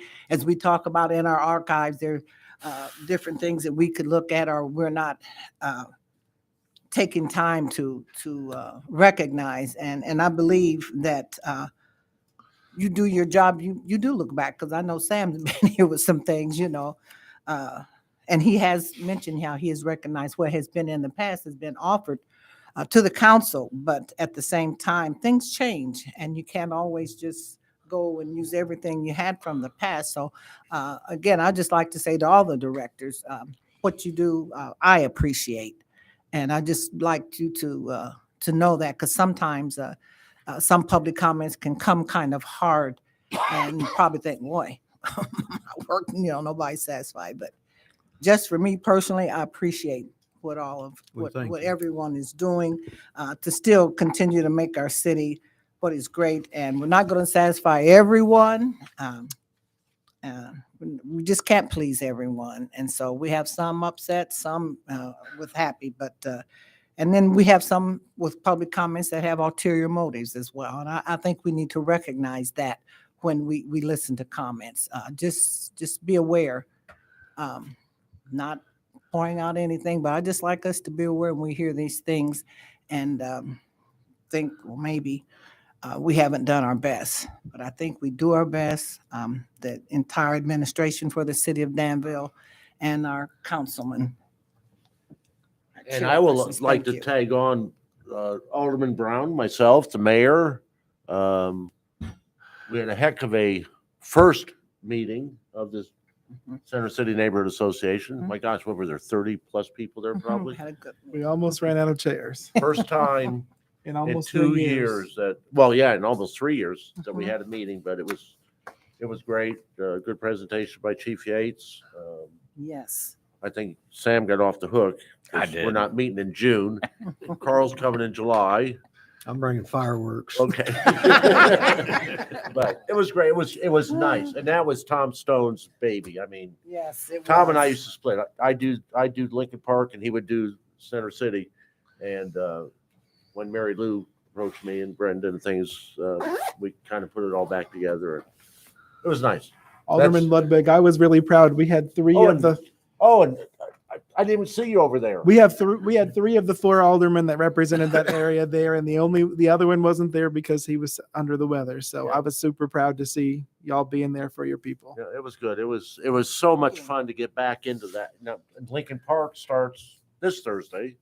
But yeah, and I think, Jim, you've got your The neighborhood. Holiday groups Hills going. is Thursday also, So 6 p.m. at the community church there on Bowman and Holiday. Yep. I think we kind of skipped over the items of information for Public Works. Oh, we did? Yeah. We talked enough. That's all right. Jim was charging by the minute. Yeah. So. If you guys don't mind, I just wanted to highlight just some information about some of the comments tonight and just point out some of the stuff that we understand that maybe others don't. Not to make light of what they're commenting, right? But I know there was commentary about the project timing and the ability to wait. And we have to have these funds allocated by end of 2024. That does not mean that we get to choose which projects they are by the end of 2024. That means that we need to have bids opened by end of 2024. And many of these projects are at a point where they still need to be studied and designed and surveyed and approved and all of these things. So while that is a decent amount of time, it's adequate for what we need to do. It's not an abundance of time. So I just want to be clear on that's not what we're asking you to do, is make a decision 2.5 years. Well, it's not 2.5 years, whatever it is, a year and a half ahead of time. Also, there was commentary on the stormwater fees and the ability, ARPA funds specifically prohibit us using these funds from reducing fees by using the funds. And, the funding, and when we went through that process, we made a commitment that these are supposed to be revisited annually, right? And however we did, we built in an annual increase. The reality is, if I went and I did the analysis today on what we own, and you want me to use the costs that we're seeing today, it would not be pretty. And I don't know that now's the appropriate time to go back and update cost projections based on this moment. So from that standpoint, I don't know that I don't think the math's going to pencil out to say we could do a reduction in the fee. I don't know that. I don't believe that's the case. And as you said, Sam, we can't legally use ARPA That's funds correct. to help us have an objection. So Yes. that's a shell game. And the projects that we're proposing with stormwater funds are not projects that would easily fit within the capital projects and the budgets we have from that revenue. While we may get to them someday, it's a long ways out unless we go this approach. Also, many of the comments tonight, they are, while people come to public comment, our whole staff is available every day. And none of these people to my recollection, have reached out to us and suggested that we look into any of these things and had these conversations. Not one So outside of an email. I would encourage anybody in the public or these individuals, if we can have the conversation in a constructive manner, to do that, because we want to have insights from all the public and from these people that have experiences thinking about the things we're trying to think about.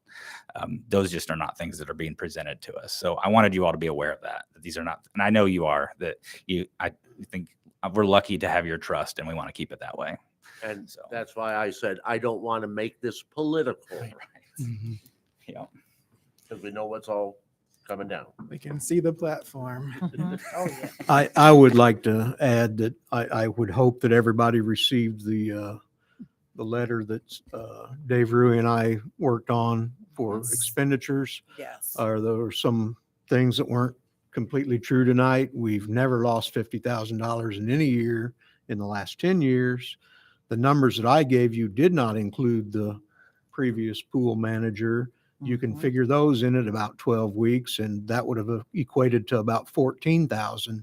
So you could literally add 14,000 to the loss for all those years. And even the year we made money, we would have ended up with a $2,000 loss.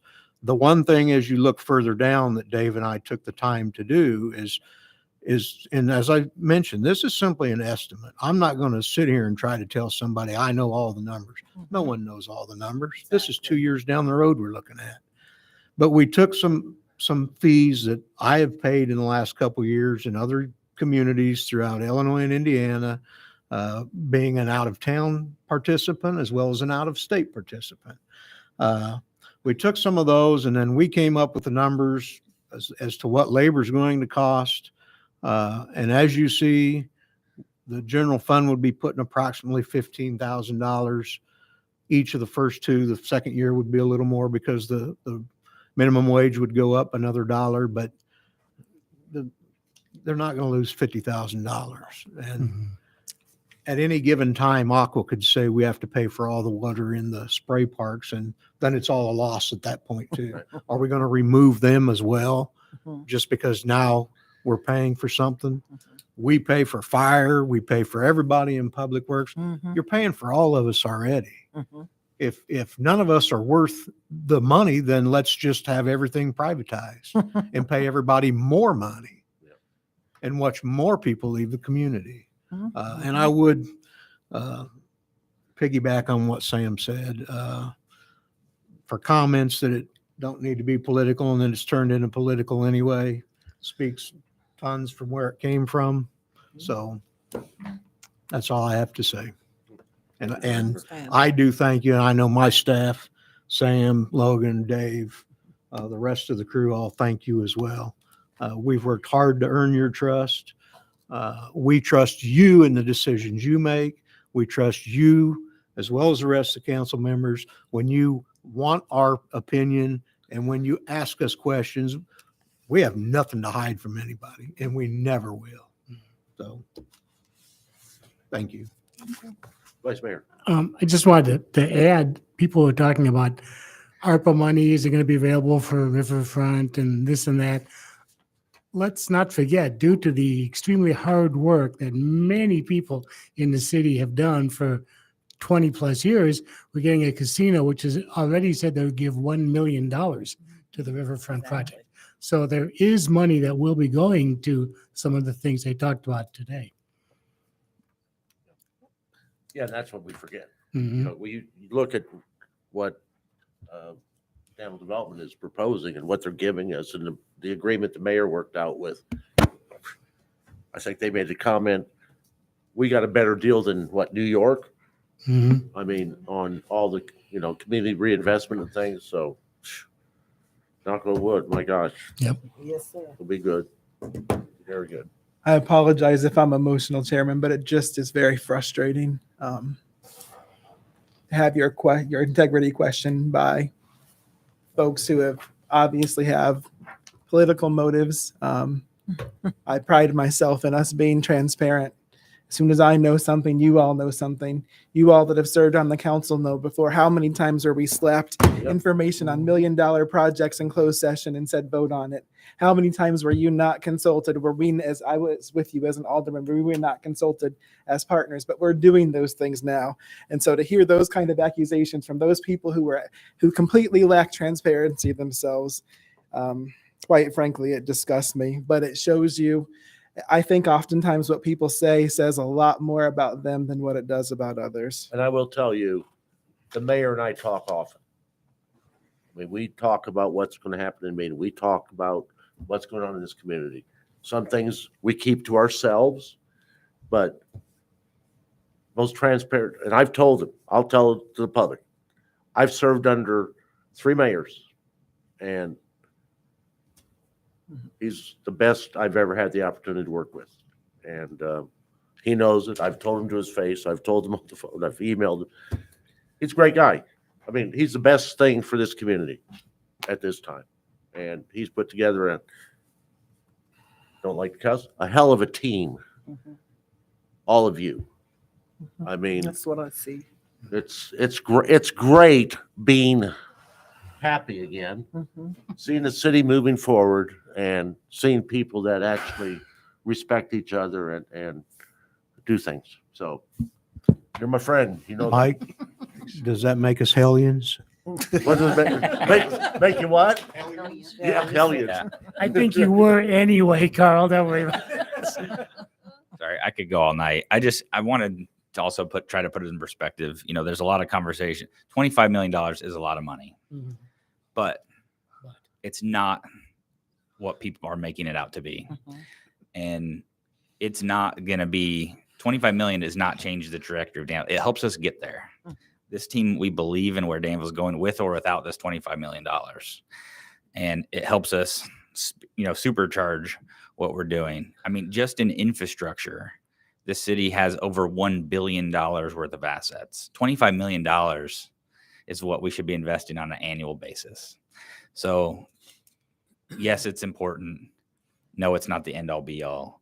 And I just think that's an important perspective to have, that this is not, no one thing is the savior of Danville, Illinois. $25 million doesn't go as far as it used to.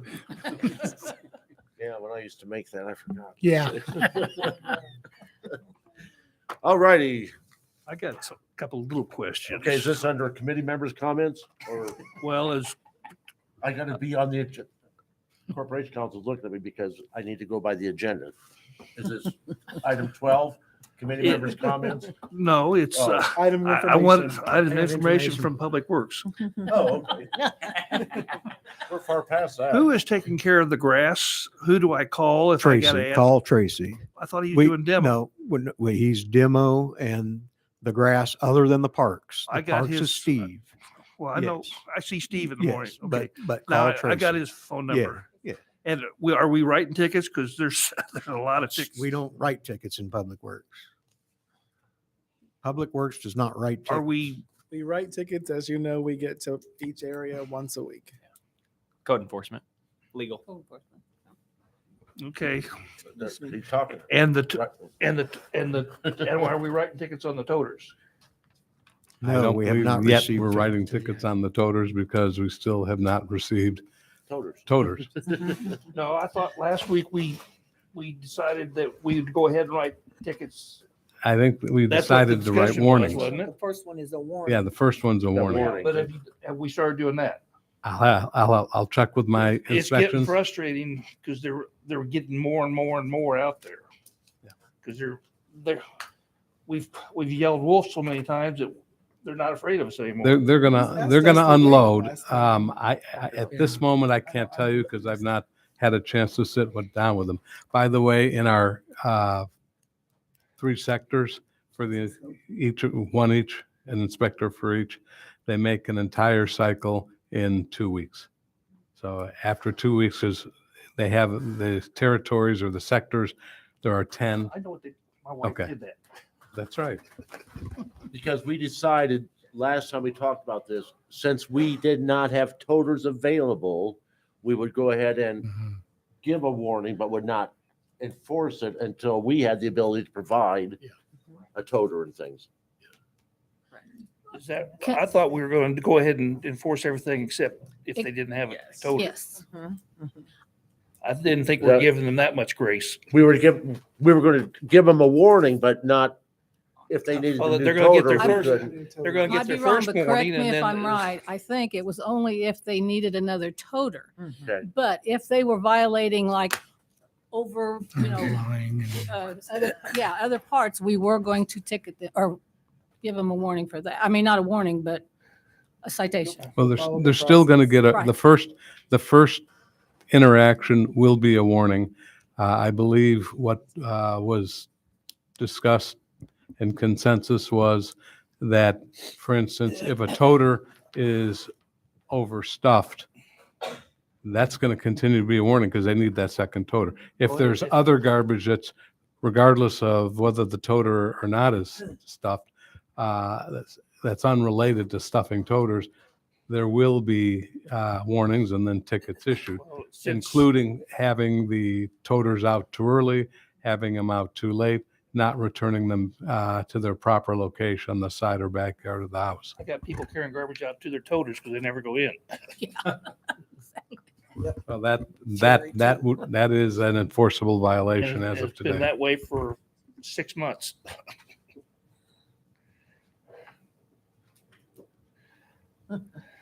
Okay, Vice Chairman, anything else? no, it's not gonna happen. So now we're off of 10 and 11 now, so we can go to 12. If you're there. Committee members' comments. If Sam has a couple of minutes after the meeting, I just want to mention one thing to you after. the meeting. Thank you. Well, having satisfied the agenda, item 13 is adjournment. Need motion for adjournment, please. So moved. Second. All those in favor? Aye. Opposed? We are adjourned. I keep emailing you and you keep emailing me. Oh. Did you get it in there? One thing. About the 18th? Yeah.